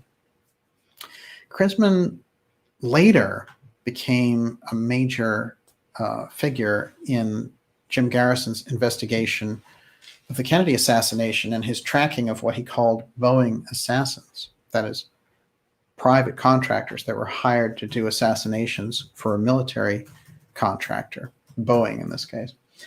Some of the original reports around this were done at the FBI by someone named Guy Bannister, and he created the X files for all the UFO cases. That's the determination that he gave them. And this is one of his X files there, SMX. That's the actual file. But the write-up is, in Seattle, flying disc sighted by Fred Chrisman and Harold Dahl, Tacoma, Washington, SMX, security matter, X. Please be advised that Dahl did not admit to Smith that his story was a hoax, but only stated that if questioned by authorities, he was going to say it was a hoax because he did not want any further trouble over the matter. This is the first case that has men in black involved coming in and threatening a witness not to say anything. So a couple of interesting details that have always fascinated me about this case. When Dahl sees this, he reports it, and he and Chrisman put together the slag, and they put it in these cartons. And basically, because it's still on the ship, and they send two investigators down, and one of the investigators is Kenneth Arnold, who had just had his own sighting pre-Roswell, where we get the term flying saucer from. And Arnold's a very interesting pilot and has a very interesting story in his own right, but seems impeccably honest. And he's finding strange things about this case, as people like John Keel would find when they were doing real investigations of cases. You know, forget about this nonsense of UFO threat and all this junk. But there's a real mystery when you go to investigate these things, because you're dealing not only with off-world circumstances, but you may also be dealing with interdimensional stuff, national security groups that we're not aware of. That's where the whole Men in Black flap comes from. But very often they're employing things like psychic phenomena. You know, we always hear now about like, oh, well, they have voice of God technology. They could say anything into your head by, you know, projecting things or whatever. Well, that's one kind of technology. But, you know, metaphysical technology is a whole different matter. And it is also very intimidating, let's say. So Kenneth Arnold comes down at the request of the Air Force to investigate it. And he talks with Dahl and he talks with Chrisman. And they're noticing Arnold and someone who's guiding him in this investigation. they're noticing weird things like people following them. And I'm going to actually read a little bit from his book here in a minute. But basically, they get together with some Air Force guys and they say, okay, we're going to fly this stuff up and analyze it. And Dahl and Fred Chrisman give them the slag material, and it ends up on their plane. And while they're flying, the plane explodes in midair. But Kenneth Arnold and his other investigator are still on the ground. It was the two pilots who had flown it away, and they were flying with the materials that had been given to them by Chrisman and Dahl. Now, this story, which is really the first on-the-record UFO case, in earnest, even pre-Roswell, has so many unusual aspects to it. And Chrisman himself is a particularly strange piece. But I wanted to read a couple of things from Arnold's account of all this. And that's chapter 3 of his book called The Coming of the Saucers. It's The Mysterious Informant. And he goes through how he's talking to, and I'm just going to grab a couple of highlighted pieces. We arrived in Tacoma about 3 o'clock and parked my airplane at Barry's airport. Fred Chrisman was waiting and drove us up to my hotel. He let us out saying he would go down, pick up Harold Dahl, and be back in about an hour. I told Captain Smith as we were walking into the hotel that I, for one, didn't want any newspaper reporters around for any publicity. But oddly enough, when they get to the hotel, these newspaper reporters start to call them as if they've been tipped off. So I'm going to get to the good part here. What happens, in essence, is the reporters say, I have this kind of almost hysterical person calling us, and they're saying that you guys are in danger there. And as proof, he's telling them all the different movements that they're making. Like, this guy went out for a sandwich, this guy had a glass of water, this guy took a shower, whatever it happens to be. He's giving them a blow-by-blow through this other reporter. And Kenneth Arnold can't believe what's happening. He's like, what have we gotten ourselves into here? And what on earth is taking place that this guy can see our every move? And so they search the entire hotel looking for a dictaphone or anything like that, and they don't find anything. So the military intelligence aspect around X-Protect started right in this period because it's the birth of the National Security Act, but it wasn't fully even implemented yet. But there's already men in black figures who have shown up and threatened Dahl, for example. And I'm going to mention this about Dahl here, who was a kind of an average guy who was living on a boat. They threatened him that if you keep talking about this case, because it does hit the papers pretty heavily after this, that something's going to happen to his son. And so he continues to talk, thinking, well, I'm talking to these other Air Force guys and they'll protect me. And the son disappears. The son will show up 3 months later in Utah, washing dishes in kind of a daze in this place. And then he will call his father saying, I'm working at some restaurant. I don't know where I've been for the past 3 months. And they'll go there to pick him up, and he's in a complete daze in a T-shirt working at some diner. And in fact, at this point, Dahl has recanted his entire story, which is what the men in black wanted him to do. So we have a very strange combination of aspects that get into, they obviously grabbed and brainwashed the son. And then we have Dahl himself and the fact that, the dog was killed and that the son's arm is burned by the slag. And then we have the pilots blowing up. So it's a most peculiar case in any case, but Kenneth Arnold is right in the middle of it. And Kenneth Arnold is the one who gave birth to the flying saucer wave in the first place.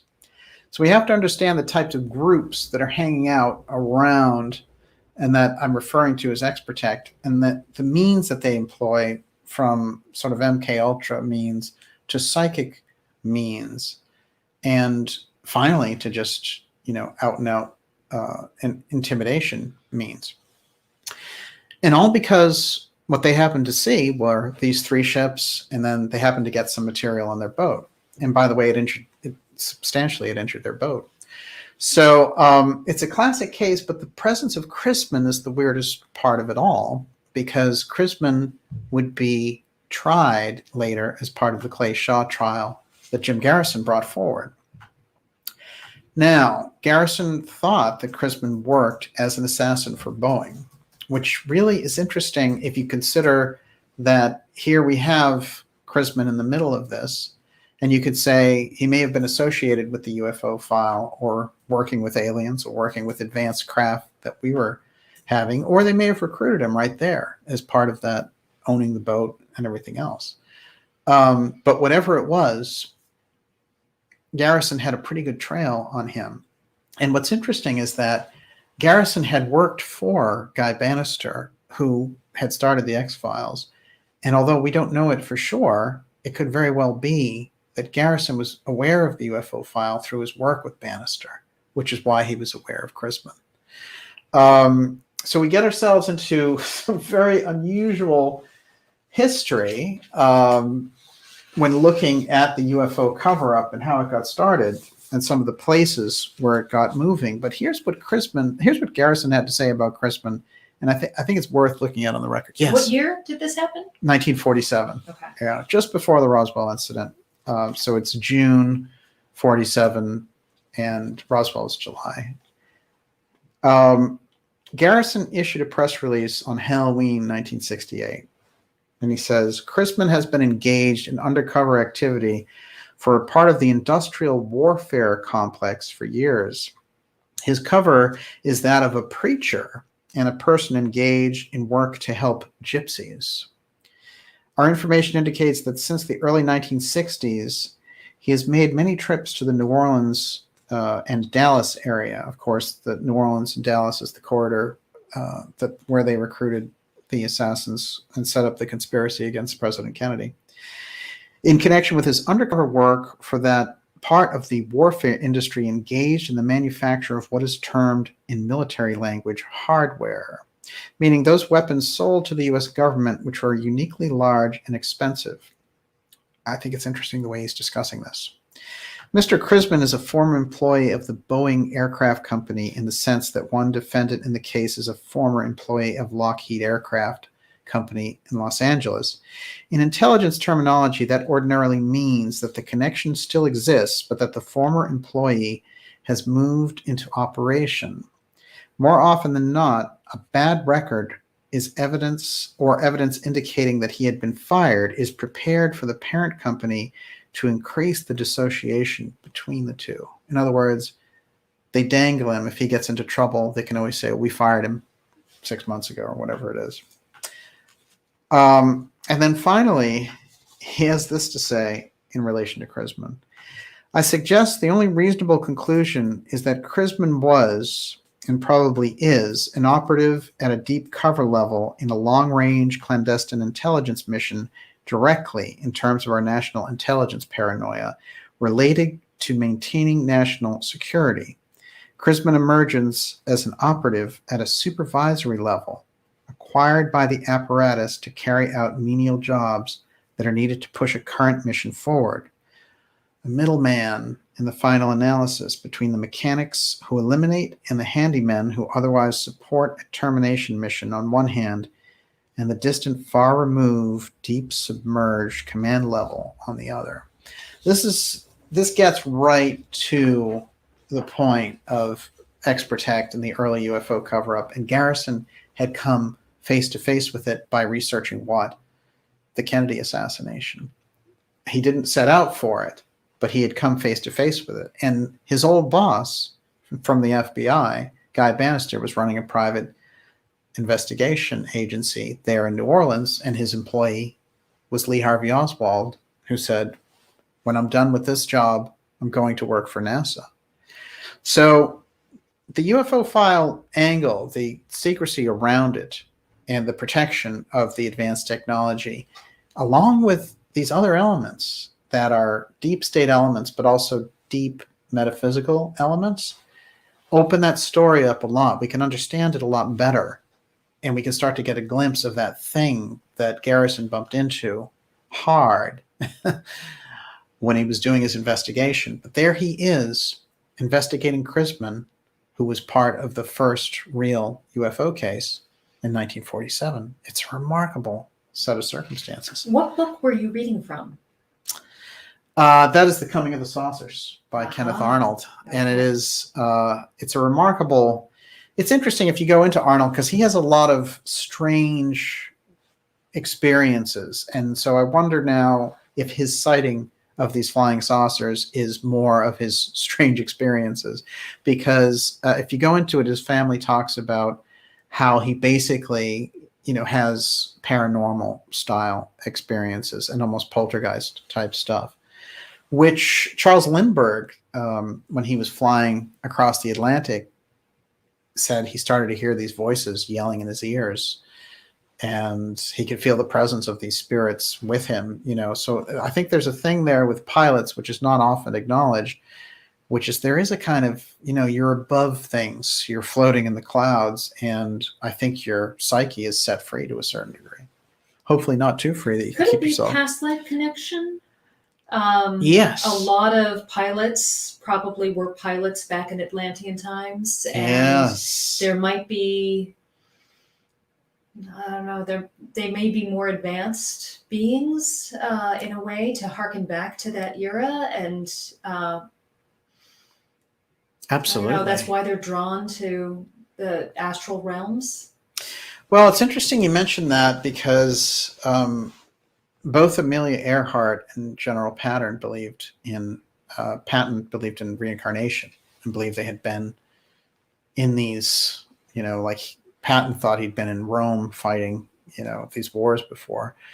But interestingly enough, there's a big Mellon Amelia Earhart connection as well, as because they were pilots, they were very enthusiastic about her. And I was talking with John about this, but I think there's more that can go on the record, because one of his uncles, actually, who runs Pan Am, has invested all this money in finding Amelia Earhart, the remains of her and her plane. And I found all that very, very interesting. On a number of levels. I had never heard that Amelia Earhart believes in reincarnation. Did she say who she thought she had been? No, but it's interesting to me that the pilot aspect, I wondered immediately if it wasn't, Yeah. because there were people who came to Edgar Casey, there was a female pilot in there. Who they don't name? They don't name, but she had been an Atlantean pilot, and she instantly was like, I remember being a pilot, That's one of those traces, I think, that we can look at, because a lot of people who were famous came to KC. They became famous later. Gershwin, Marilyn Monroe. Marilyn Monroe went and got like physical readings for beauty tips at a very young age. I mean, Casey, because they had published There Is a River, which was a biography of him, finally, it was 1941, and he'd been doing this since 1901, really. And they just it was like a tsunami of attention. Everybody found out about him all at once. And one of the researchers that looked into this found that there were over 30 individuals associated with the Wizard of Oz movie who had got readings from Edgar Casey. I found that very strange for a lot of reasons. I think with the Wizard of Oz, the mystery school symbology is all over the place. And we've done our own episode on that, of course, pulling in Coronado, which is where really it's staged. All right, everyone, you're watching the Dark Journalist Show. I'm going to give you a piece here about Moon, Pennsylvania, which, as I stated when we started, is a place that I believe will be understood later. It's a major series of military installations, but it's also just a community. I believe at some point it's going to be understood because of its significance to be, kind of an Area 51 style community. It is, after all, right across the river from Wright-Patterson. One of the interesting things I noted about it was that when Ford granted Nixon a pardon, the very first thing that he did, the very first action that he took after well, there's a timeline here, but first Nixon resigns. And so Nixon resigns, and then Ford pardons him. And then the first thing he does is he goes to Moon Township, Pennsylvania. And then you will notice a trail of presidential candidates, including Trump, including Biden, including Romney, including Obama, all Clinton, all. It's Moon Township. Moon Township. Moon Township is a small part of western Pittsburgh. There's a lot of mystical lore there around the Allegheny. And there's also, in an episode that we did that related to the Mason-Dixon line and the strange esoteric symbolism going on there, so much was going on in that area. But one of the things that I discovered was the presidential pull of all that. And then also the fact that the unusual locations that they had Ford speak at when he was in Moon Township, like this school, and they could only found out that he was going there. Secret Service only found out a few hours before he went there. And that the school just previously had laid a time capsule out. So there were a number of unusual threads there. And then I found out that it had a very high incidence of UFO sightings, the highest in that area of Pennsylvania. And that things like the Kecksburg incident, the debris would have been taken to Moon. So we had a lot of very unusual things there. And then I was looking into the early history, aviation history, and I ran across some pre-Wright brothers flights that had been in Moon and over Pittsburgh. And there's somebody back there named Gustav Whitehead, who was a German who went to Brazil and then came to America.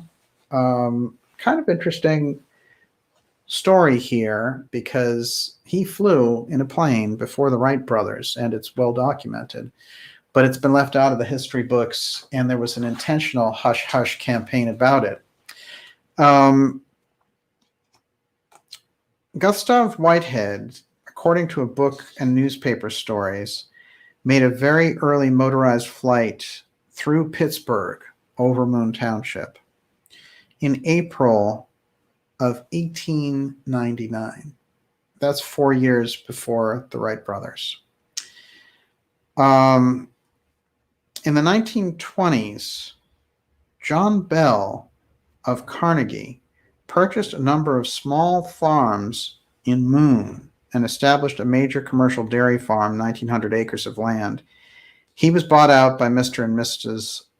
Reich, owners of the established dairy, who doubled the number of cattle on the farm, and it became like a lot of farmland until 1939, when they established it as a large-scale military community.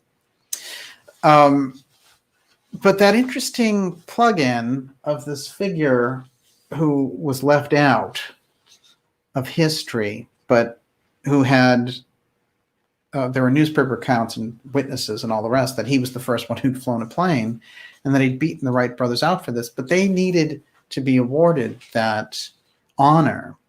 We know that there were earlier, if things like the Delshow work, which has been brought out by other people, the early airships and the groups that had studied the aero clubs, they had this connection to doing this. There's a mystical piece to their connection to flight.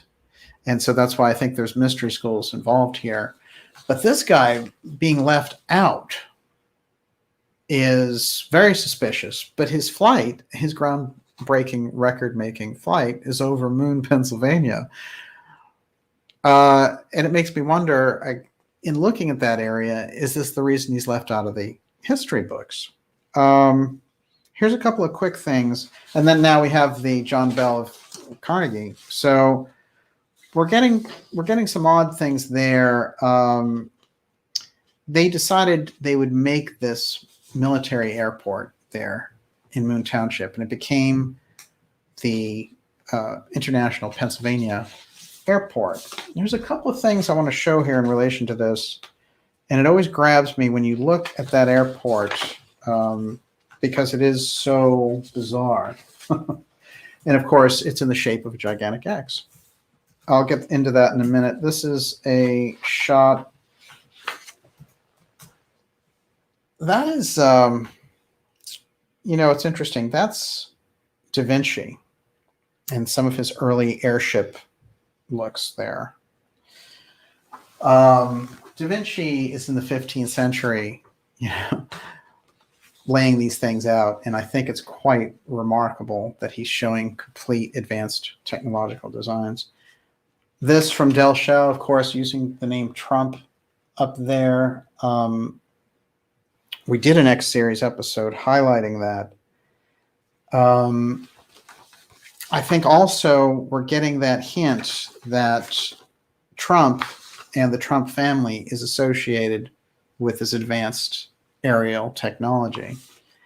And that when you get in there and you're Trump and you have John Trump, who's been in charge of the UFO file, and then you're doing the Space Force, then we're getting into some interesting territory. I don't think there's any doubt about it. Another piece is the Carnegie Mellon team dives into the DARPA Subterranean Challenge. And that's Carnegie Mellon, again, doing underwater work, underground work, Pittsburgh into Moon. So maybe that underground challenge was just a way to carve out more underground tunnels and have that whole underground world happening. These are the mysteries, I think, as we get into these areas that show up, that go so far beyond just going round and round and saying, oh, this is advanced technology at Area 51. There's a lot of evidence that the stuff has been moved into places and that the marketing gimmick for these things and UFOs is just this kind of one shot. Hey, it's a UFO threat and there's Area 51 and Grays or whatever. But in fact, our geography, our map needs to expand when we look at these things. And so there's a kind of X geography, I think, that we need to adopt to get a hand on this. And with that, Miss Olivia, I'm going to turn it over to you. Okay, a cult fan wants to know, did Crispin ever make it to Moon, Pennsylvania? Well, he's more West Coast. He did work at a nuclear plant out there, and Harold Dahl made the unusual observation that Crispin had complained to him years later, and that's weird too that they kept in touch, that they had stolen his life story and made the Invaders TV show out of it. And of course, in the Invaders, there's this guy chasing aliens everywhere.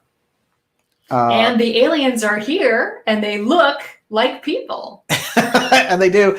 And they're in corporations, and they're taking over and corporations. They're cops, right? They're everything. Karen Younger wants and they have an altered finger. Yes, that's true.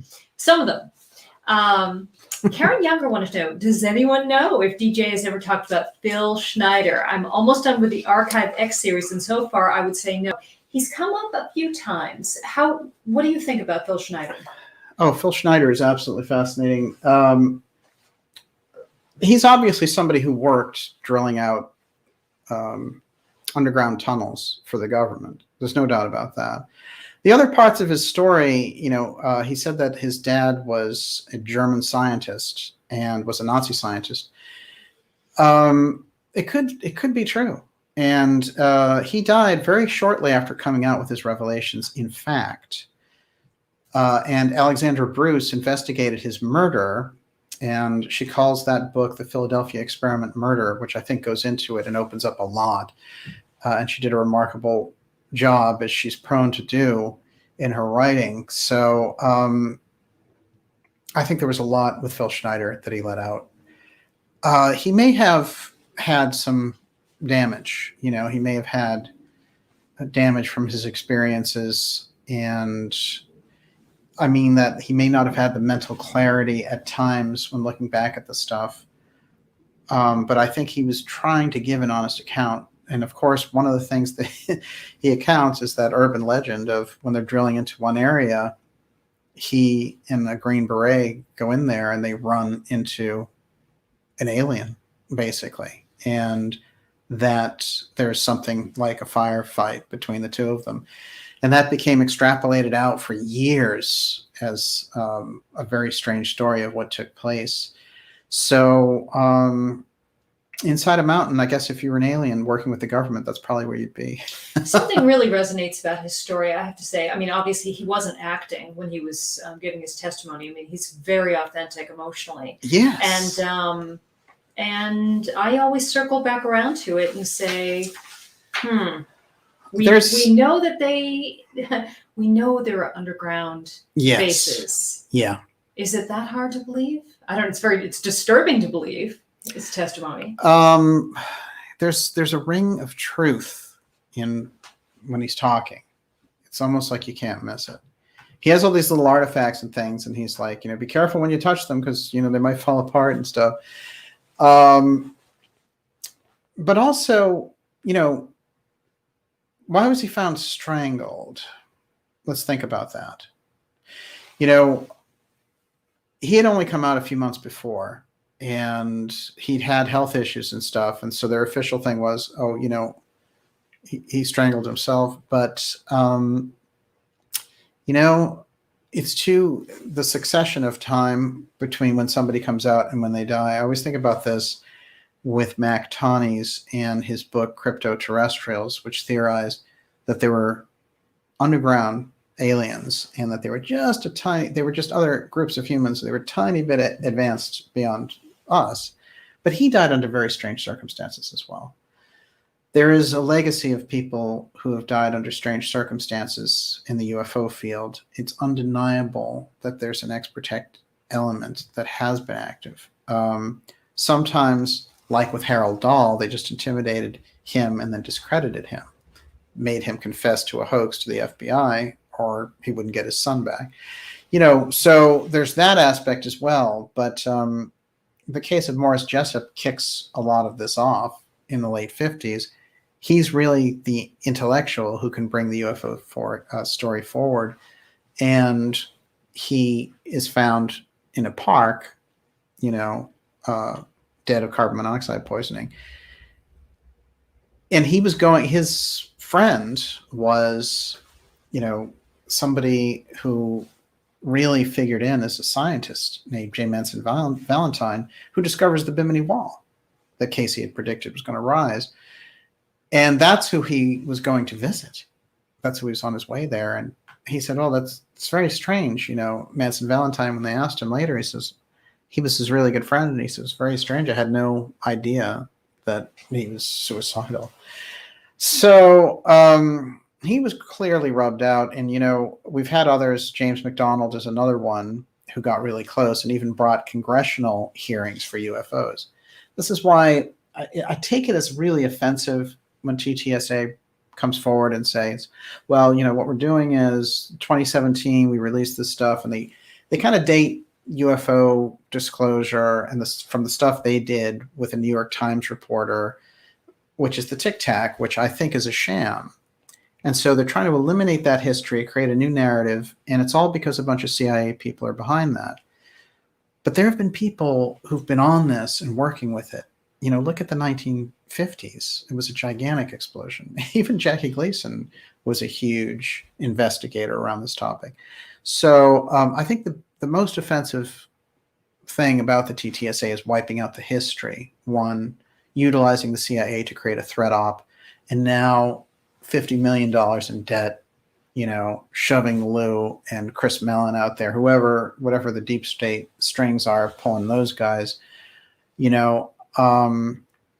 all for this UAP threat report that they can get senators like Rubio to get on board to create a corridor of funding, create a false disclosure narrative, create a new threat, and be able to use the emergency powers as a result of that.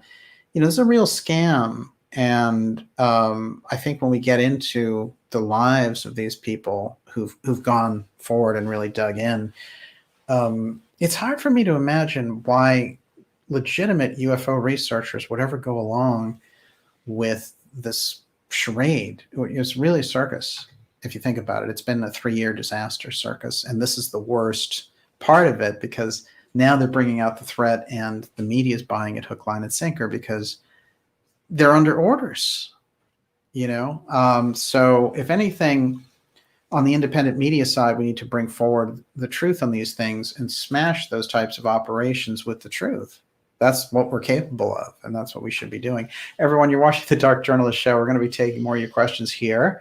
I want to remind you to go to darkjournalist.com, sign up for our free newsletter. That's how we're going to stay in touch with them, throwing everybody hook, line, and sinker off of social media. Yes, Miss Olivia. Well, I mean, that just begs the question, can you lie to get to the truth? You know, this, it's, a lot of people are justifying these lies to get to the truth. That's right. And you can't have a lie as a foundation to get to the truth. This is a really interesting problem too. You bring it up. It's good timing because you know, so many of these people are defending the op, saying, "Oh, they have to emphasize a fake threat just to wake people up because people are too stupid to take it seriously." You know, you don't have to lie to people to get them to take things seriously. You can lay out the facts and give them the choice to do it. And you can emphasize the good material and get them interested in it.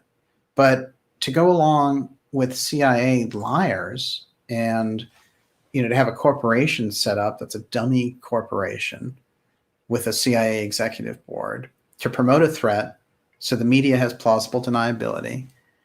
And now they're moving around with these blogs and trying to do the same things. And maybe the people who have the blogs have all the best intentions, but they can say, hey, you know, I use this blog or I use this filmmaker because the UAP task force leaked something to him. Look, they try to leak stuff to me too. You know, I didn't go for it. I don't want to go for it. I don't want their leaks. I don't want to promote their op.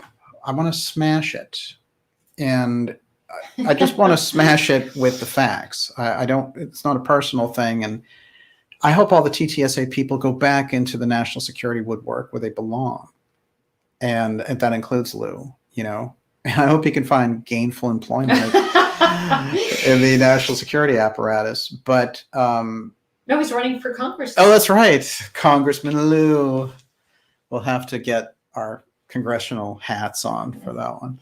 But, you know, he's from Florida, and so is Rubio. So then maybe they could be like the deadly duo, Dubio Rubio, and get down Lou. All right, questions. I don't think I asked this one. Mr. Rob, are the rest of the world's governments doing a disclosure in concert with ours? They were ahead of us. France let out most of their UFO documents in 2003. They gave all the information. What's interesting about a lot of their cases is when they talked to the pilots, those pilots looked down and saw these large craft, but they could see through them. So the craft apparently have the ability to materialize, but they dematerialize to a point where you can see through it. This is the problem with not understanding what I call apotheum in relation to the UFO phenomena. And, you know, I've really created apotheum as the term. You can find aspects of that word showing up or versions of it. But I decided that this physics that's involved in the UFO file is something that also comes up in relation to the X technology. The X technology, it resides inside the UFO file. And so we have to understand that the same things that we hear about in relation to certain aspects of the Tesla technology or things that the mystery schools have hidden, for example, in the work of John Keeley, which had to get shipped out in a hurry to Annie Besant. That whole circle of things shows up also in that story of Atlantis. That's the ancient version of apotheum, right? The Bermuda Triangle, things just disappear. UFOs have that same exact impact where people lose time.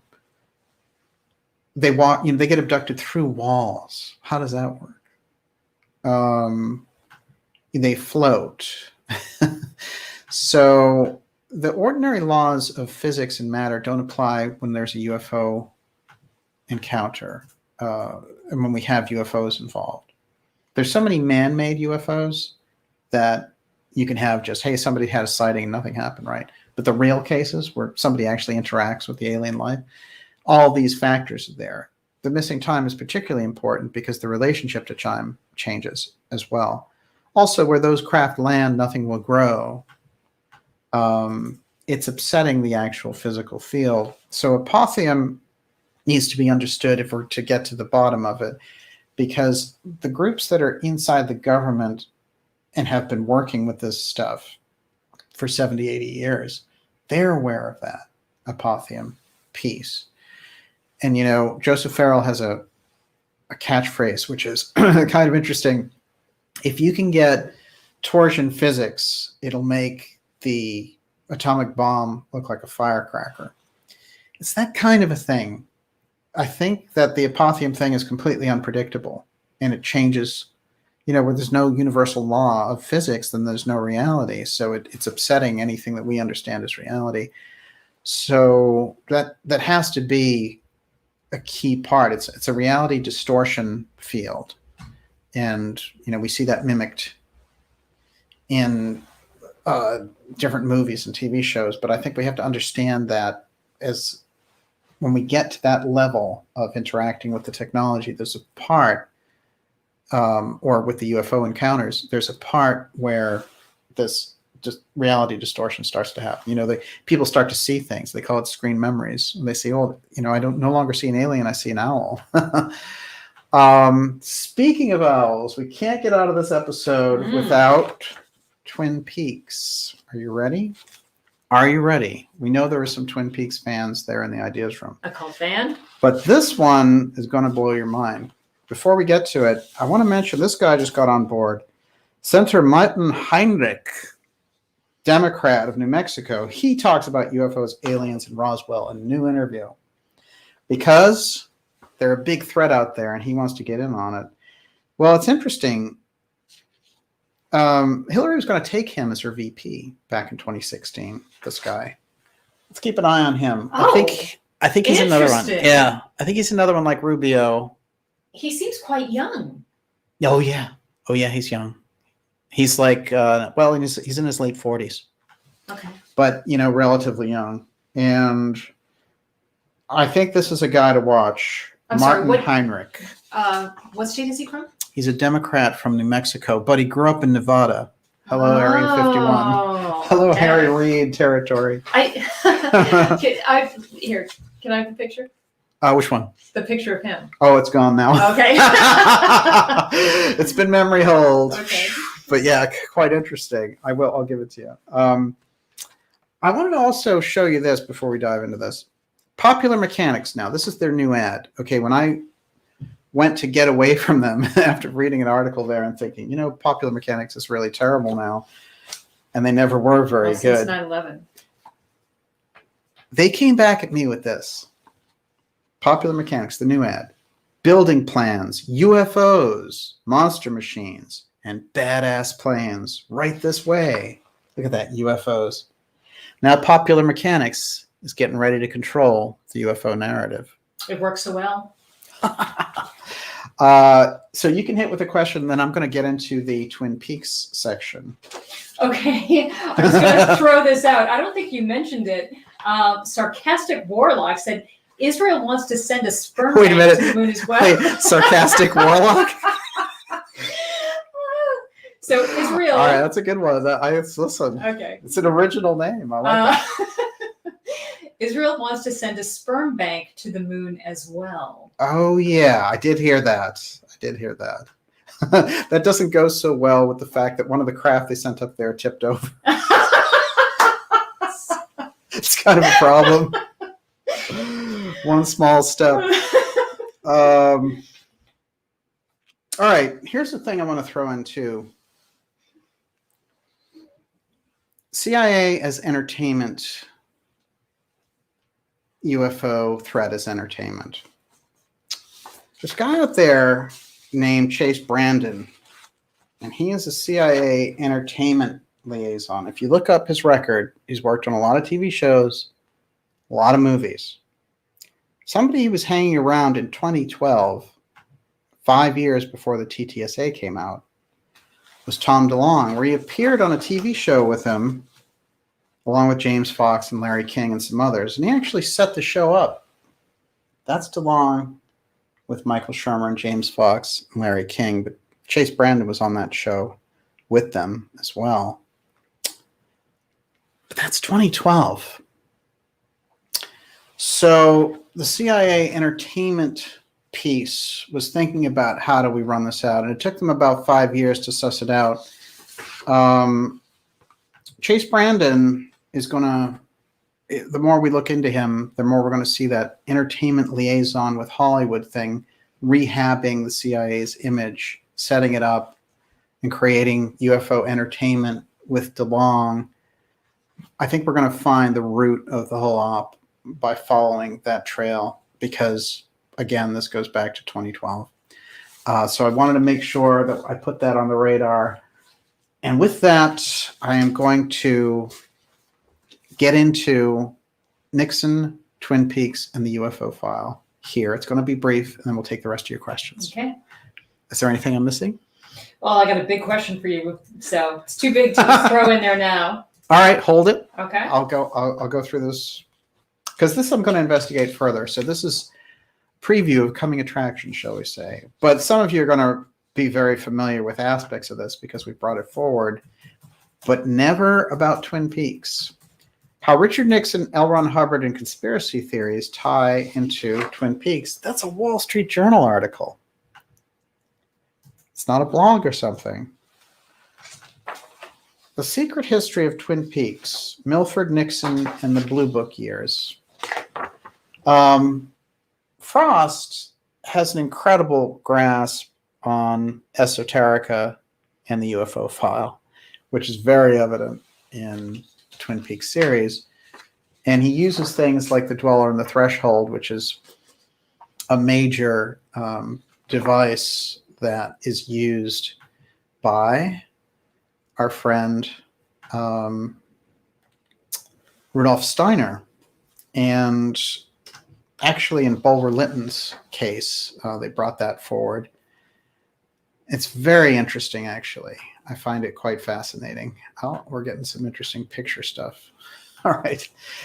All right, so I'm just going to go through some of the dialogue, and I want us all to keep in mind the Nixon time capsule story that we brought forward on this program through Robert Merritt and Douglas Caddy, who was the Watergate lawyer, as I mentioned, who I think plays in here a lot.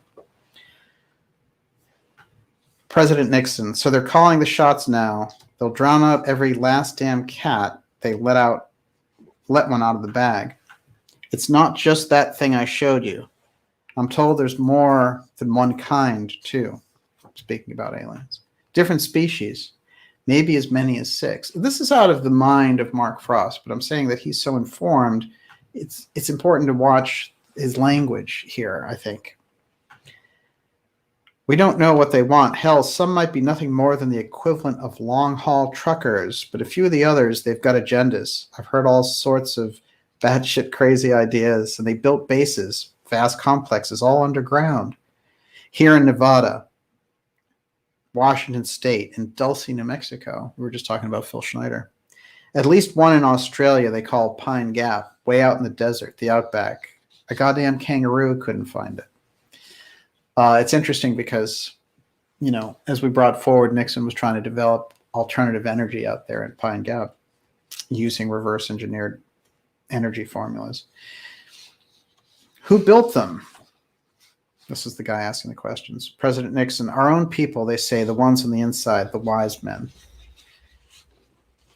Me, for what purpose? President Nixon, that's up to you to find out now. I can't help you anymore from here. Captains go down with their ships.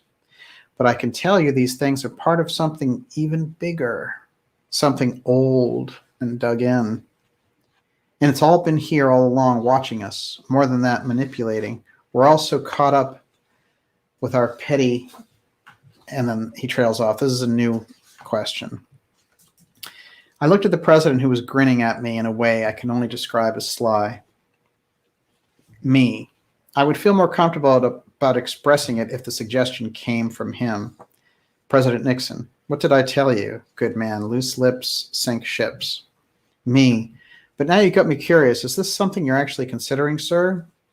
A UFO investigation. The president sets down his empty glass to look at his bookshelves, and I notice he's worrying a green wing on the ring finger of his right hand. Worrying a green ring. Isn't that interesting? That's right in the book. I think they mean wearing. President Nixon, I believe that on a subject as vital as this one, the American people have the right, the fundamental right, to make up their own minds about what they believe. They can't do that without more information. The question that needs to be asked first is, should the public be told about what we already know? And if the answer is yes, it then falls to us to determine how much should they know if the issue concerns our national security. He looks at me again and gives me a slight nod. President Nixon, so why don't you go ahead and answer? And they black out who was asking the question. Question, Colonel. You know what happened to Forrestal, Colonel? Me, I paused. Yes, sir. So they're calling the shots now. They'll drown out every last damn cat before they let that one out of the bag. There's a lot in there with Nixon and the UFO file, and I really feel that Frost is locking in there. He talks also about Blue Book and how they named the real investigation Aquarius as sort of an FU to the hippies. Project Aquarius. I think that when you talk about real disclosure, it's how do these presidents deal with the fact that they weren't allowed to bring their contribution out in the open? And there's a lot of material there because they're dealing with the alien reality, how to get it out. And Nixon, of course, made those attempts to get that information out through a documentary in the early 70s. And the documentary did eventually come out, but he was already out of office by then. He was planning, obviously, through the work of Robert Merritt, we understand he was planning on letting out that disclosure and then being able to run for a third term. This is the piece. That's what I'm saying. You know, the CIA is saying, we're going to give you all the UFO disclosure you can handle, but you can't have the Kennedy assassination records from 57 years ago. This aspect of it, Nixon, Kennedy, even Johnson, Carter, understanding what they dealt with, what their contribution was, that's all a part of disclosure, as is the fact that a group inside the national security state assassinated President Kennedy as a result of the UFO file. See, that's all, that's disclosure, not just this little thin window phony narrative of UFOs are a threat, give us money and give us the ability to call an emergency when we want to. So it's a very dangerous, slippery slope, and it's entered into the political lexicon. And our work today to bring forward the truth around these things is going to help people who have never encountered the topic in any serious fashion.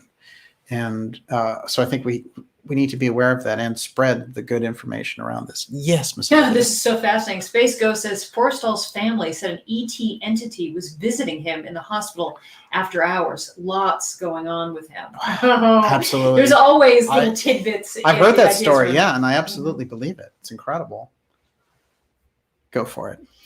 So, well, actually, a lot of people are requesting, and Tricky Vicky is asking, DJ, would you please have Stephen Greer on your show? Yeah. You've never spoken to Stephen Greer, have you?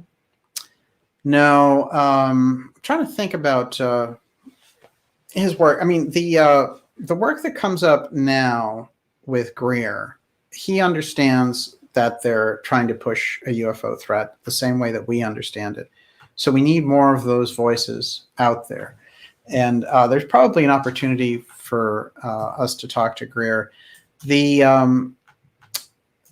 think that Greer's work, what he did in relation to bringing forward the major press releases and the press conferences, the disclosure press conferences, and bringing those experts forward, I think was very valuable.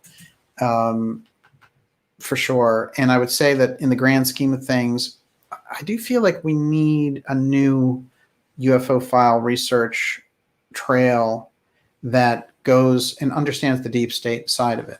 Because the kind of video game tic-tac TTSA thing was a joke, and if all those researchers who have been good in the past, and it's disappointing to see them go along with it, but like if that whole like Leslie Kane, George Knapp Dolan gang wants to roll in with that. I think it's severely irresponsible in the grand scheme of,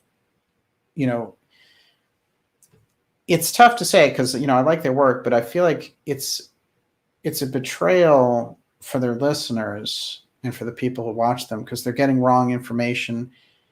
And I don't think, I know that they know very well that the TTSA stuff is an op.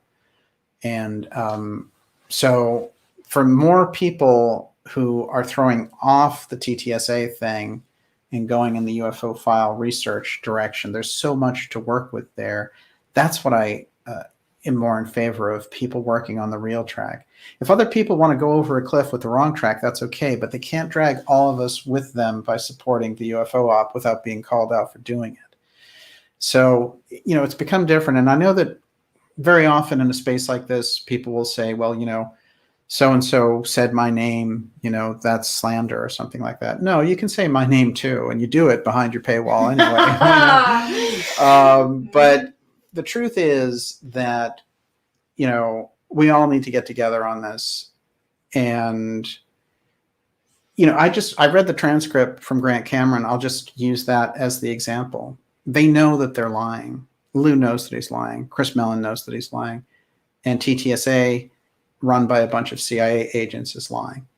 So you can't get any truth with lies as a foundation like that. And so it's not that I dislike any of these people or anything like that. I've told you before, with all of the people I've mentioned, I think I've read and enjoyed their work in the past. So it's severely disappointing to see them going along with it. And I hope that they just get back to doing good work. That would be the best outcome. But I think when it comes to developing a second track, I think that there are going to be people who will go over, because the CIA is good at that, because they have money and influence and resources, and they'll take the media and they'll just ride you over a cliff. They'll also leave you, though, when they don't need you either. And you have to remember that for those who are getting caught up in that. But I think it's very damaging to any real approach in the field to bring the threat thing in and to make the UAP task force thing like, oh, he's leaking it to this guy, when we know that's all BS. All they have to do, if you're in the UAP task force, all you have to do is take that little film or whatever and give it directly to CBS News or whatever. You don't have to go to the filmmaker and then say, oh, he magically got this thing from somebody and gave it, that's all BS. And just like Chris Mellon's story of getting, the videos from a Defense Department official in the parking lot of the Pentagon or whatever, that's all BS. And all you have to do, what they do in those crisscrossing, if you work in the media at all, it's very easy the way they do crisscrossing circles. You say, well, look, I can't say that I got this directly from the UAP task force if you're in a news organization, because it could get them into trouble. And also it creates a situation where it really puts the UAP task force on the line. But if they give it out to some guy on the side and he gets it and he says, I got it from the UAP thing, then CBS can say, filmmaker so-and-so got it from the UAP task force, and it's his responsibility, but he says it's a threat, so we can use the thing, it's a threat. This is how they create plausible deniability in the CIA. And it's, just like the rules of dark journalism I've laid out before so many times, that there's the official story, then there's the secondary story, which is called the conspiracy theory, but it includes the real, look at the situation from professors and researchers. And then there's junk conspiracy, which is meant to throw everyone off by throwing in the real junk, the blue chickens kind of thing. We have to understand the mechanisms better so we can explain it to people, because very often people will look at you with a blank stare and say, why would the government do that? And you say, to create plausible deniability, they're going to lie and give it to this guy. So the more we unwrap that, but see, the UFO, the people who work around the UFO field, and I think that if that's their hangout, then they shouldn't go along with things like this, which are manipulative and on the record. So, in the X series and in the work I do, the UFO file is a big piece of it. The esoteric part is a big piece of it. The geopolitics, the deep state aspects are all involved.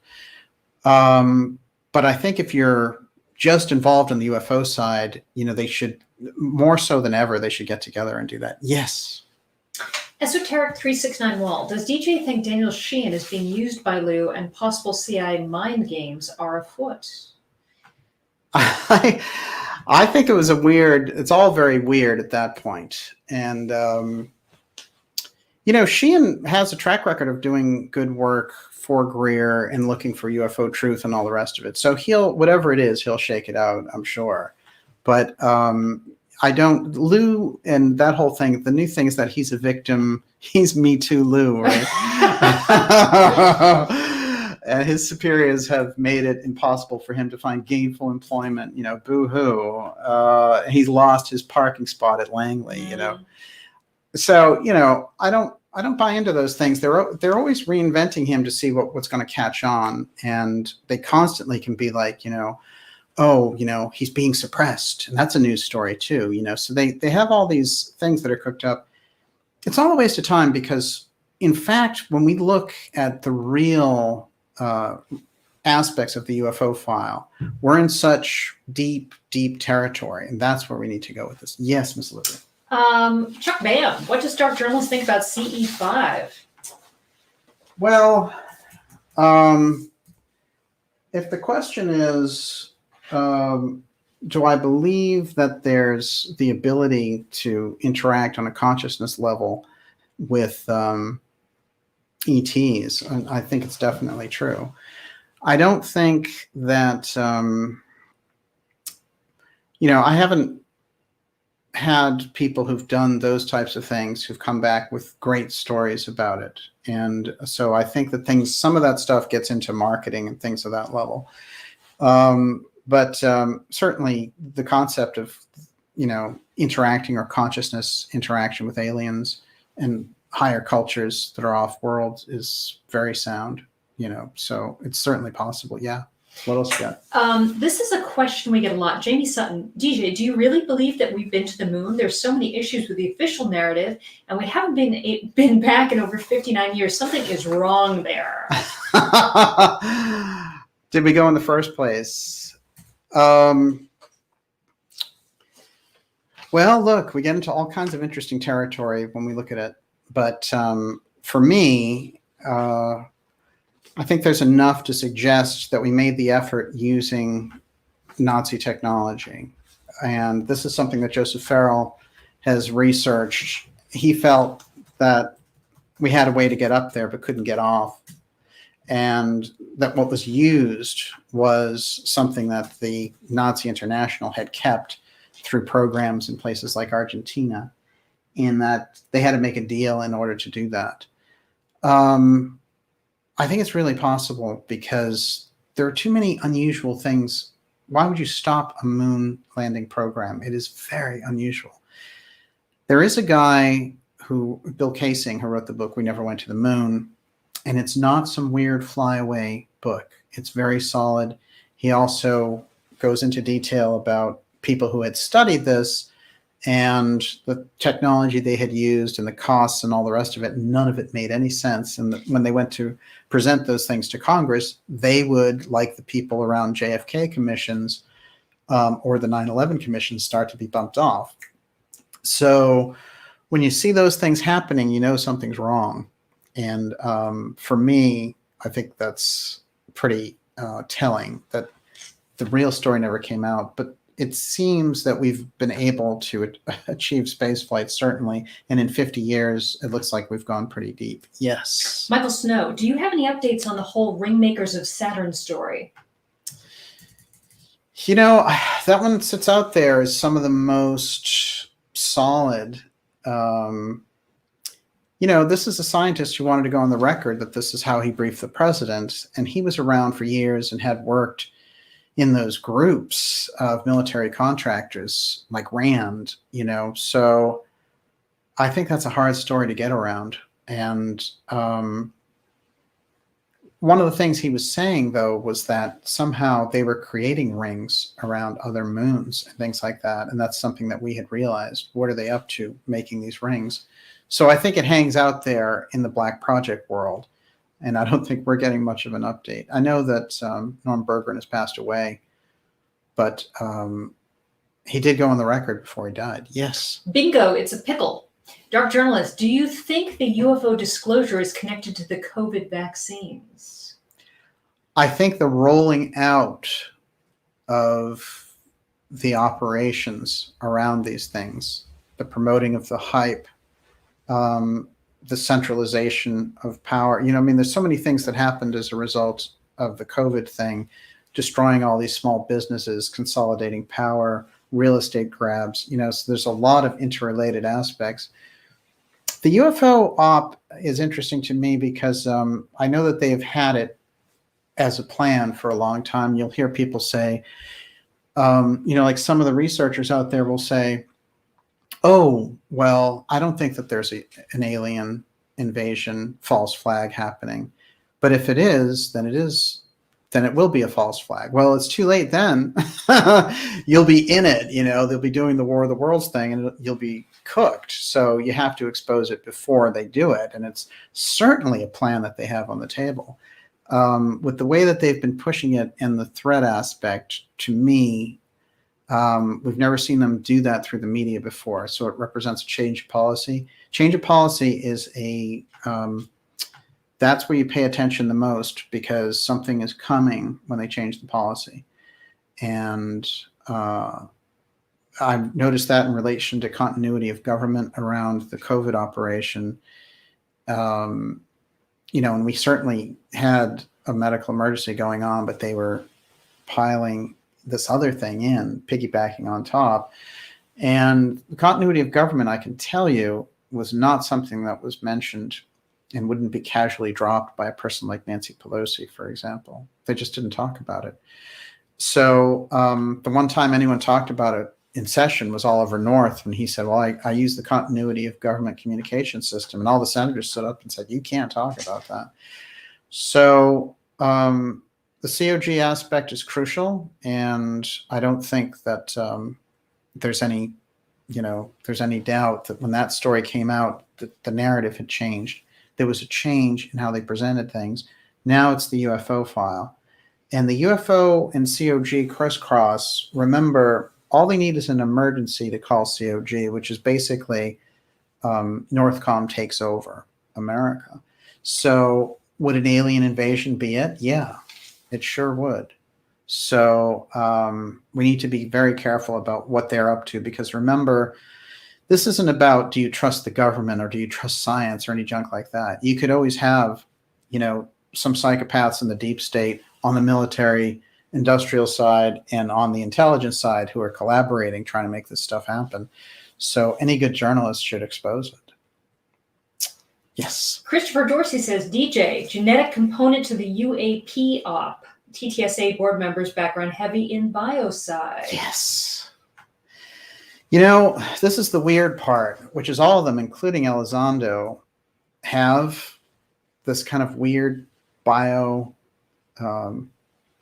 medical training. And when I think about that, I think they were chosen specifically because they had that type of background. And this is something that Joseph Farrell looked into. And that board is very strange. They did a weird thing with TTSA. They used to have their bios up there and brag about all the CIA stuff. Now they've limited that website dramatically. I think Jim Semivan's bio is listed limited to one line now. Jim Semivan is a 25-year veteran of the senior intelligence service class of the CIA. He's a top CIA officer. So that should have been, he's the vice president of operations for TTSA. That should have been the biggest alarm bell. None of this stuff should have happened. Everyone should have said, intel means, intel and counter intel means they're good liars. You can't let people like that around the UFO disclosure side. But they didn't. And they embraced it and pumped it up in TV shows. And, everybody called Lou a whistleblower and all that stuff. It was all nonsense. I mean, and that's where we find ourselves. And now so many people who protect the TTSA thing say, well, they got everybody talking about it. It's in the New York Times. Well, the New York Times are controlled by the deep state. So they're only mouthing things that the deep state wants them to talk about. And if the deep state didn't want them to talk about it, like they didn't for 75 years, they wouldn't. And they didn't. So what's unnerving is that they're having them talk about it. Why do they want them to talk about it? Well, every time they bring it up, as I've started the show off with, they bring up a threat. So they want a threat.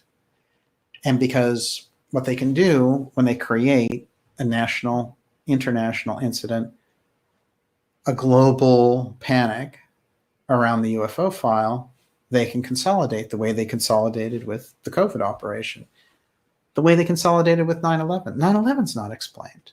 Why on earth would you trust the same agencies that told you there were WMD in Iraq and that told you that, a guy in a cave directed 19 terrorists to take down an entire air defense of a nation which had gone through the Cold War and fought the Nazis and everything else? These were the absurdities that we swallowed. And the idea that we could take that on now is absurd.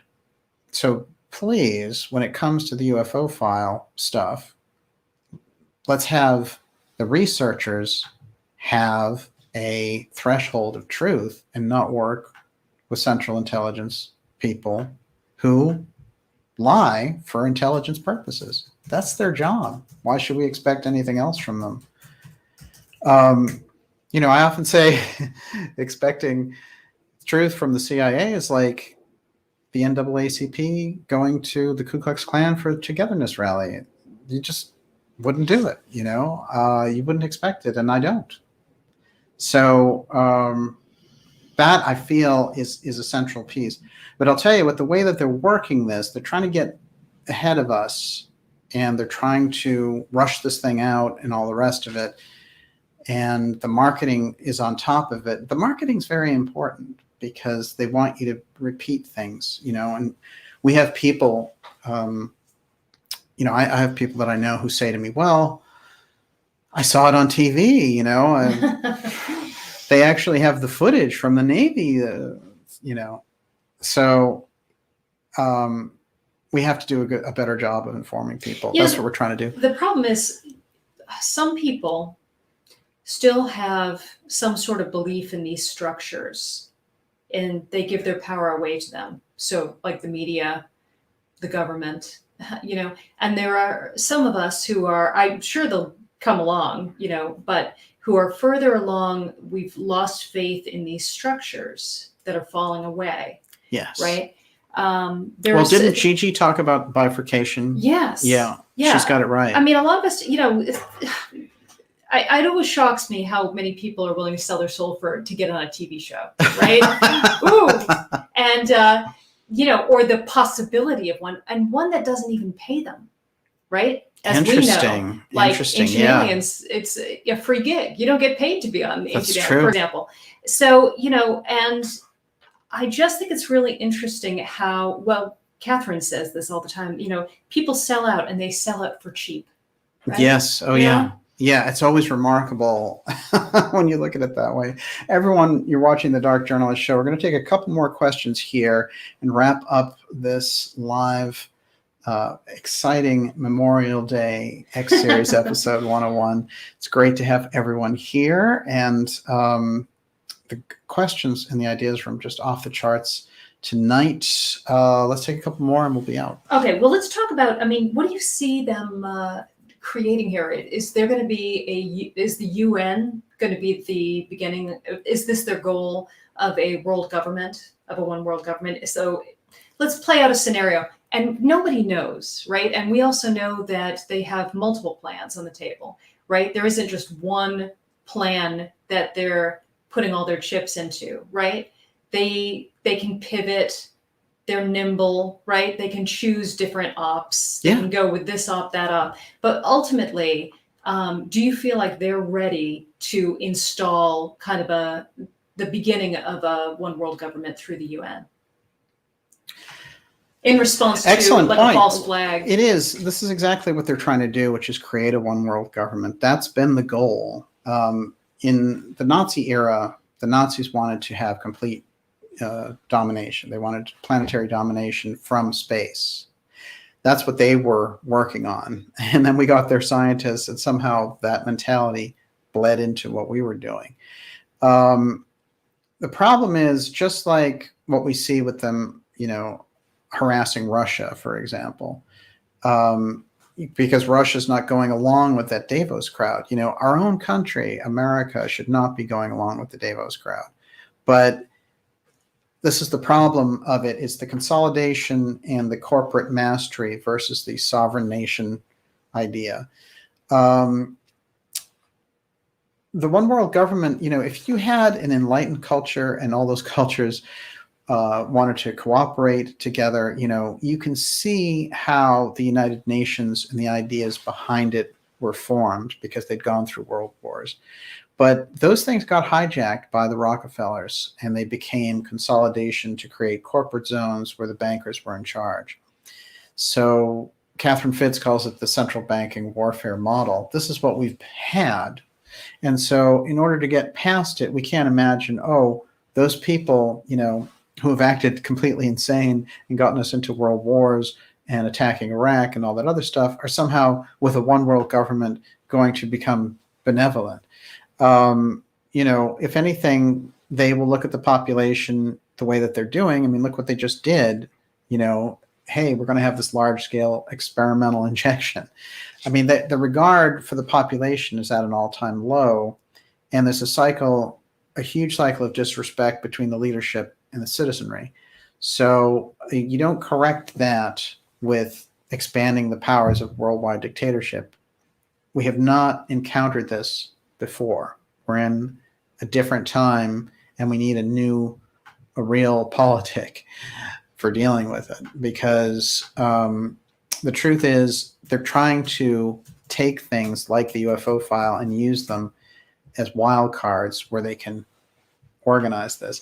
Now, I brought up a couple of years ago that I was seeing a number of articles being floated out as trial balloons in Newsweek and Time and other publications, where they were somehow connecting UFOs with climate change. And they were connecting the idea that maybe if we did have aliens visit us, it would change our attitude toward the environment. And I said, where is this coming from? Now, that all kind of went away. But I feel like they always wanted to create this climate crisis idea. And, what's interesting, I could buy into the fact that there would be an environmental crisis, but it comes from those corporations abusing the environment, not taking the necessary precautions, selling us anything, and then making massive profits. So if anything, it would be up to them to clean it up, not taxing an already burdened citizenry. So we don't have to deny that there are environmental problems in order to get the corporations to pick up the tab. And I think a lot of times you see on the alternative side, there is no environmental problem. That's all a lie to get a carbon tax and all the rest. They're right in this sense around climate change and things. And look at somebody like John Kerry, who has private planes, all this stuff, and his carbon footprint is gigantic, right? Yachts and everything else. And Obama, with his $50 million house, whatever. When we look at these people, we have to say that they're shilling for a one world government where they're in control and they harvest everybody underneath them. But it's very hard to do around the Constitution unless you constantly subvert it. And ultimately, if you can really subvert it with an emergency action, like a continuity of government situation, which I believe that they attempted to pull in 2020, there's a reason why continuity of government exists, and they intend to use it someday. So the alien threat is a good way to use it. And I think the faster we can educate people around that, say, there's a real UFO file approach. There's a huge history of people interacting with it. And then there's CIA UFO disclosure. When you get around that, get away from it. And that's really the best way, I think, to handle it. Yes. Wendy Eater says, your audience is UFO savvy, but the general public is not. Is there going to be panic when average people are told UFOs are real? I will say personally, like my clients that I've been talking to about this, and they are not UFO savvy, I ask them, how do you feel about this? Because it's leaking into their news and they give me articles. and things like that. And I say, are you freaked out? And they're fine with it. Everybody's watched science fiction for the Yes. last 50 years. That's, Absolutely. prepping them. Everybody's Yeah. okay with it. I totally agree. It's interesting. I think that part of the issue that they have here is that they've had such massive secrecy, and they want to thrive with the technology that they've redeveloped. And some of it is clearly alien in nature. So this is one of the problems, I believe. The other problem that I see for them is that they can't hold on to power without an emergency, and that they just went through this thing and they're still consolidating power and removing constitutional rights and locking down people in the UK and Canada and Australia and other places. However, the thrust of their op has problems, and it's wobbly, the kind of consolidation of control that they can do with that. I think that they need something, and they're willing to swing for the fences to get the alien UFO invasion op going. They do have, as I've pointed out, plausible deniability is what we need to look at, because they could always say, like Rubio or somebody could run us into this situation where, we're being attacked by aliens. And then they could say, I got wrong information from so-and-so. I got bad information about WMDs in Iraq. It's too bad we went in there and invaded their country. This is how it's going to work. Bad intel. Remember, they did their own slap on the wrist for George Tenet because he said it was a slam dunk. It wasn't me. It was the CIA director, right? And then George W. Bush would actually make, I can't even believe this. I guess they were thinking we can soften his image. So they'd do these press dinners, and they'd have videos of him searching on all fours, looking for those WMDs in Iraq. All the while, our soldiers are suffering going over there. The citizens of Iraq are suffering. And some producer somewhere thought it would make George Bush look cute if he was looking under his desk for those WMDs. Oh. That's the level that they operate on. It's an illness, So we have to understand that, and understand, things like the Atlantic Council and stuff, that the mentality that they're on in the Davos crowd, it's like a sickness that just goes through the levels of leadership. And I don't think, if you look at the leadership there at the top with Biden and Harris, Biden is completely gone and Harris seems psychotic. So, I think we're looking for good leadership, and maybe we can manifest that good leadership, because we need it badly. Everyone, you're watching the Dark Journalist Show. Wow. Going deep tonight with the questions. Geopolitics, the moon, the UFO cover-up, the alien invasion op, even Twin Peaks. We've gone into some very interesting territory. It's great to be here with everyone. We're going to do one more question, Miss Olivia. Well, this is a good question. It's an intense question. Jenya Lovering. Their deadly virus psyop is so done, so they have to bring out the big guns. They must depopulate ASAP. Christians eat it all up and call it the rapture, but it is Agenda 21. Agenda 21 is something that we don't talk about a lot, but it should be. Yeah, it goes in and out. It actually, in Agenda 2030, these are things about land grabs, about consolidation of resources. So we certainly cover those on a regular basis. And I think you're right there with this. What we have to do, there's another thing where China is buying so much of our fresh water and our freshwater lakes and depleting our lakes and all the rest of it. We have a huge problem with the CCP and their influence over our politicians and Fang Fang and Salwell and all that stuff.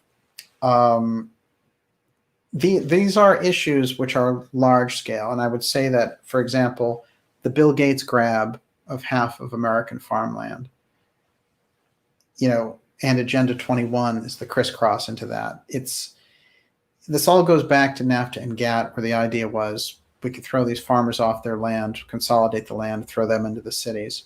and they created massive poverty, but wealth for themselves in doing this. So they've been the robber barons, and there is a point at which that system collapses.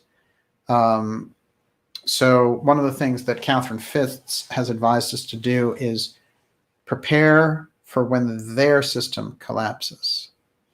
And we need to be working on our system. And it seems maybe like, you know, this is kind of a conundrum in a way, but it's true that the way that they're doing things can't survive. And at the same time, we can be building something in the meantime. And even one person who moves their energy and their consciousness in a different direction is creating different keys, different avenues. So it's one person at a time. And so it does start with you and I. And we need to, I think, take that awareness. You know, I mean, you were talking about it the other day, saying that when people drive, you're sensing the tension that they have when they drive, because they're looking around and they've been cooped up, they've been locked down or whatever, and now they're acting kind of frantic. Selfish, exactly. Mm-hmm. This is part of it. It is being aware in the sea. This is why the fourth way, I think, and the Gurdjieff work is so interesting, because the only way the fourth way work could happen was in the midst of everyday life, when you were facing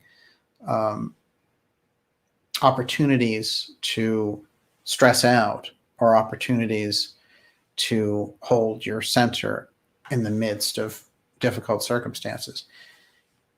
Only in the core of everyday life could you use the system of the fourth way, as opposed to other systems like when you're a priest, you go to a monastery, or if you're a yogi, you study in the mountains, mind over matter and things like that. There is something about that message of the Gurdjieff work, which is in the everyday flow of things. And we need more of that, because so many of us are in the everyday flow of things. So we find those tools, and I'll tell you, the mystery schools have left those tools for us. And that is the kind of work that we're trying to bring forward on this program with all of you. And I think it's making a difference. Hey, look, they're starting to shift their threat language already. You know, not the media, but the people who are pushing the threat stuff, because you are aware that you're being manipulated with the threat thing, and it's getting out, you know, and that I'm aware that they're manipulating us with the threat thing, and it's getting out because I'm talking here on this program. You're hearing it. We're all sharing the conversation. That's the difference, you know, and it's one major subject at a time. Can I, before we wrap up, yes. I just want to talk about Sarah Connor for a minute. Yes, from the Terminator movies. Yeah, she's a big idol of mine. And that I reflect on her a lot, that, you know, when you realize it's very deep, but that you're already dead, you know, that, and if all of us die, and if we're up to the elites, we would already be gone, right? I think that's then the big you part. have nothing to lose, and you say, what can I do today, right? You know, I'm not looking to be a millionaire. I'm not looking all the creature comforts that, you know, we used to care about, you know, having a nice life. It's all gone, right? For Sarah, she understood that those fantasies of a normal human life were gone for her, and she had to throw herself into her purpose. And I would just say she got something better in a sense. Well, she got having a passion and a purpose is in many ways better than just living kind of a nice, comfortable human life. But that's what we're all thrust into here, is that, you know, we have nothing to lose. We also have a very short window here where we're being, you know, let out without masks. We can have conferences again. We can meet up. Right. And we need to take that opportunity now before it shuts down, because we know what they want to do again. They're not comfortable with our freedom. They can't wait to take it away from us again. It's an excellent point. The timing is always crucial. And I want to qualify something that you said, that she knew she was already dead, meaning that the old world that she had worked for, you know, being in that reality, the old world that she was in was, you work real hard, you know, you have a suburban life, whatever, you get your house and your 2 cars. But that she had become dead to that world, but she was becoming alive in a totally different way. And so, in fact, I mean, you might say the fantasy or the illusion had dropped away, the Maya had dropped away, and she was becoming very in touch with the reality. No, I think the Terminator movies told us a lot before these things came up, just like Twin Peaks and some of these other things that we cited tonight. And with that, Miss Olivia, I'll tell you what a great, I'm going to do a couple of shout outs. Oh, I have a lot of people to thank. Yes. Okay, for super chats, Carol Crumblish, Ellen Fox, the LHP Train, a cult fan, Stephen, Marsha Glass, Tony R, Gaia Sophia, Norma White, Breach123, Russ B, Channeling the Heart, Barbara Joyce, CBT Media, Doreen Hewitt, Claire Cranmer, Eurythmia's Fun, Brian Berner, Bubble Dancing, Redcap Goblin, Deborah Robertson, Daneline Herbert, Nicole, Doyle Wayne, Leanna Conley, Pinhas Laban, Chicken Little, April Christman, John Chan, and Rizbiz. Thank you so much for your generosity tonight. Unbelievable. Thank you for the support. It lets us do and go forward and really bring this work forward for you. So we really appreciate it. And to all our subscribers who give us that support, we thank you. We will be back with you next week, actually this week on Friday. Part 2 also is coming of my exclusive interview with John Warner IV and the incredible things that he's brought forward. I included the link to the interview in the description. You can watch part 1 there as well. Dr. Joseph Farrell is coming up, and I can tell you there's some very, very special guests coming. You don't want to miss it. Make sure to go to darkjournalist.com and sign up for the newsletter so you know what's happening before anybody, and don't miss out. While you're there, feel free to sign up to become a subscriber, and you're going to want to be a subscriber as we get into the summer here, because there's some fantastic things coming. And what else you got? I did want to say hi to Tiba and John. Yes, yes. And if you're watching out there, it's great. It was great to meet you, and I look forward to many more conversations. And just wait till part 2, because I think people are really going to be. You said part 2 is better than part 1, right? It's got more, there's even more facts coming out in there. So no, it's like a kind of the great step 2. So we're going to have that out this week as well. Just incredible information and content this week. It's going to be off the charts. And I'll do a couple of shout outs here. Carl Jung is out there. Fantastic. I know Deborah was out there earlier. It's great to see you. Bethany Green, Scarlet Fire. Breach, fantastic to see you, sir. Yes, John was a great interview. I agree. Off the charts. And he had the experience. I mean, his dad had given him that background, and then he had his own experience and his own awakening. So just off the charts completely. Tessa Nachad, there you are. Golden Girl. Linda Sophia Pinty. Brenda Fisher. Wow. Trevor Smith. Dale Val. That's great. Brandy Renee, Allison Murphy, Scratch. Max Lytle. Wow. Max Lytle's been around a long time. I remember that one. Gaia Sophia. A lot of familiar faces out there tonight. Kelly Green. It's great to see you. Alaska Susan. Thank you. I do appreciate that. Gaia Sophia, a cult fan. He's out there. You know he's out there. Woody, Auntie Queenie. Wow. It's a great crew tonight. Great questions. Off the charts. Yeah, I'm going. I'll tell you. And we will be back on Friday with a very important show for you. And, of course, the John Warner Part 2 is coming. Dr. Joseph Farrell. Gigi Young is coming up. It's going to be off the charts. Catherine Fitz, just watch out. And thank you, everyone, for joining us. We will see you all next week.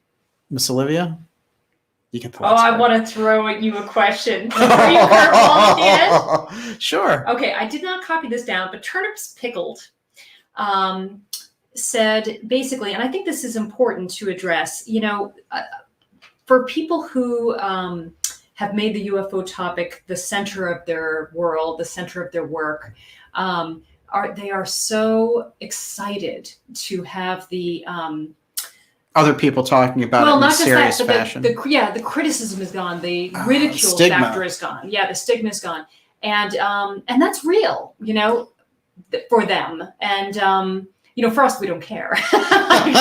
You can ridicule us all we want. But what do you think about all that? Because it's. I want you to answer that one actually, because you actually. I don't know. This is where I'm a real rebel. I really don't care what other people think about that kind of stuff. So I don't know. For me, I'm like, why do you care? You know what's real for you. I think that's a good answer, actually.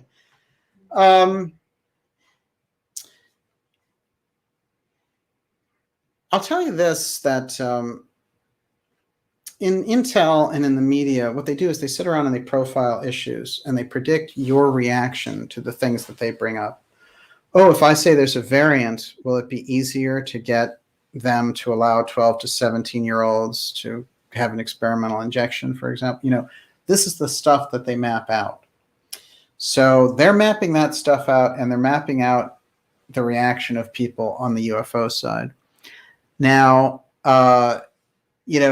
we do find ourselves in a unique position, but maybe it comes with a little bit of responsibility too, which is, if you're like me, I've been following the UFO thing since I was about 7. I think I read John Keel when I was 7 years old. I don't know if I should admit that out loud. Keel was incredible, but I was very into his work, and I think I understood it at 7. So for me, I think it's very important with people just discovering the alien thing to give them a key. And what you don't want them to come in through that threat part and be like, oh, I should be afraid of aliens, just like they were making people very afraid of grays for a while there. And I think that they were building up to a certain type of disclosure in the 90s. They backed off and they did 9/11 instead.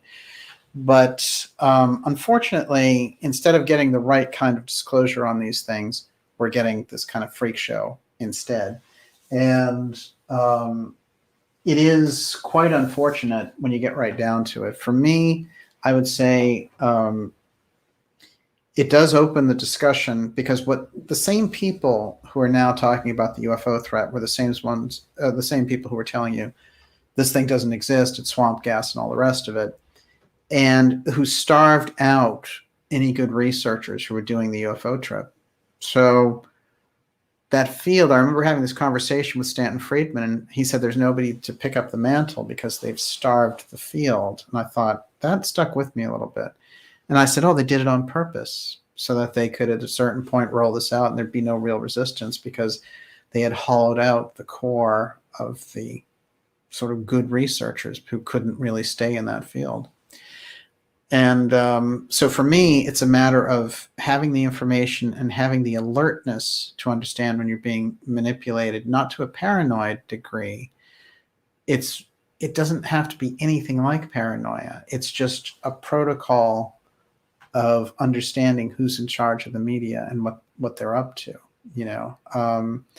I think when they get around certain areas and issues, they don't manipulate as much. But when it comes to something like the UFO thing, it's one of the most manipulated in the entire field. And what they're doing now is they're already in the media, and I've shown some of these articles to Olivia. They're already starting to create a narrative that people, when they roll out this UFO thing, who don't accept it, who are in the alternative side, that they are, they're going to be basically targeted, because they won't be going along with this narrative. And how dare they? They must be some kind of Q-like person who doesn't want to do anything with the government. And, we should look at them closely, and they should be part of the domestic terror bill. After all, they don't agree with the leadership, right? This is how they're starting to paint it. They're trying to rope in, even though this UFO disclosure that they're doing, which is the CIA version, only started in 2017 in the field 75 years older. They're trying to say, if you don't go along with this dumb Tic Tac picture and Louis Elizondo and Mellon and all that junk, then that somehow, you're a heretic. And here we come, Joan of Arc. you know. Alan says UFO deniers. Yes. Yeah, that's interesting. Excellent point. Wow. Bonus segment there at the end. Everyone, thank you for joining us. We'll see you this week with some incredible stuff. Join us Friday night for the X series. You're going to want to be there. And, you know, it says end broadcast, but never really ends. Miss Olivia. I can't wait. Bravo. You did I a can't great wait job. till Friday. Bravissimo. You did a great job. Thank you. Anything else? Oh, God bless. Always. God bless. I like that. We love you all. See you soon.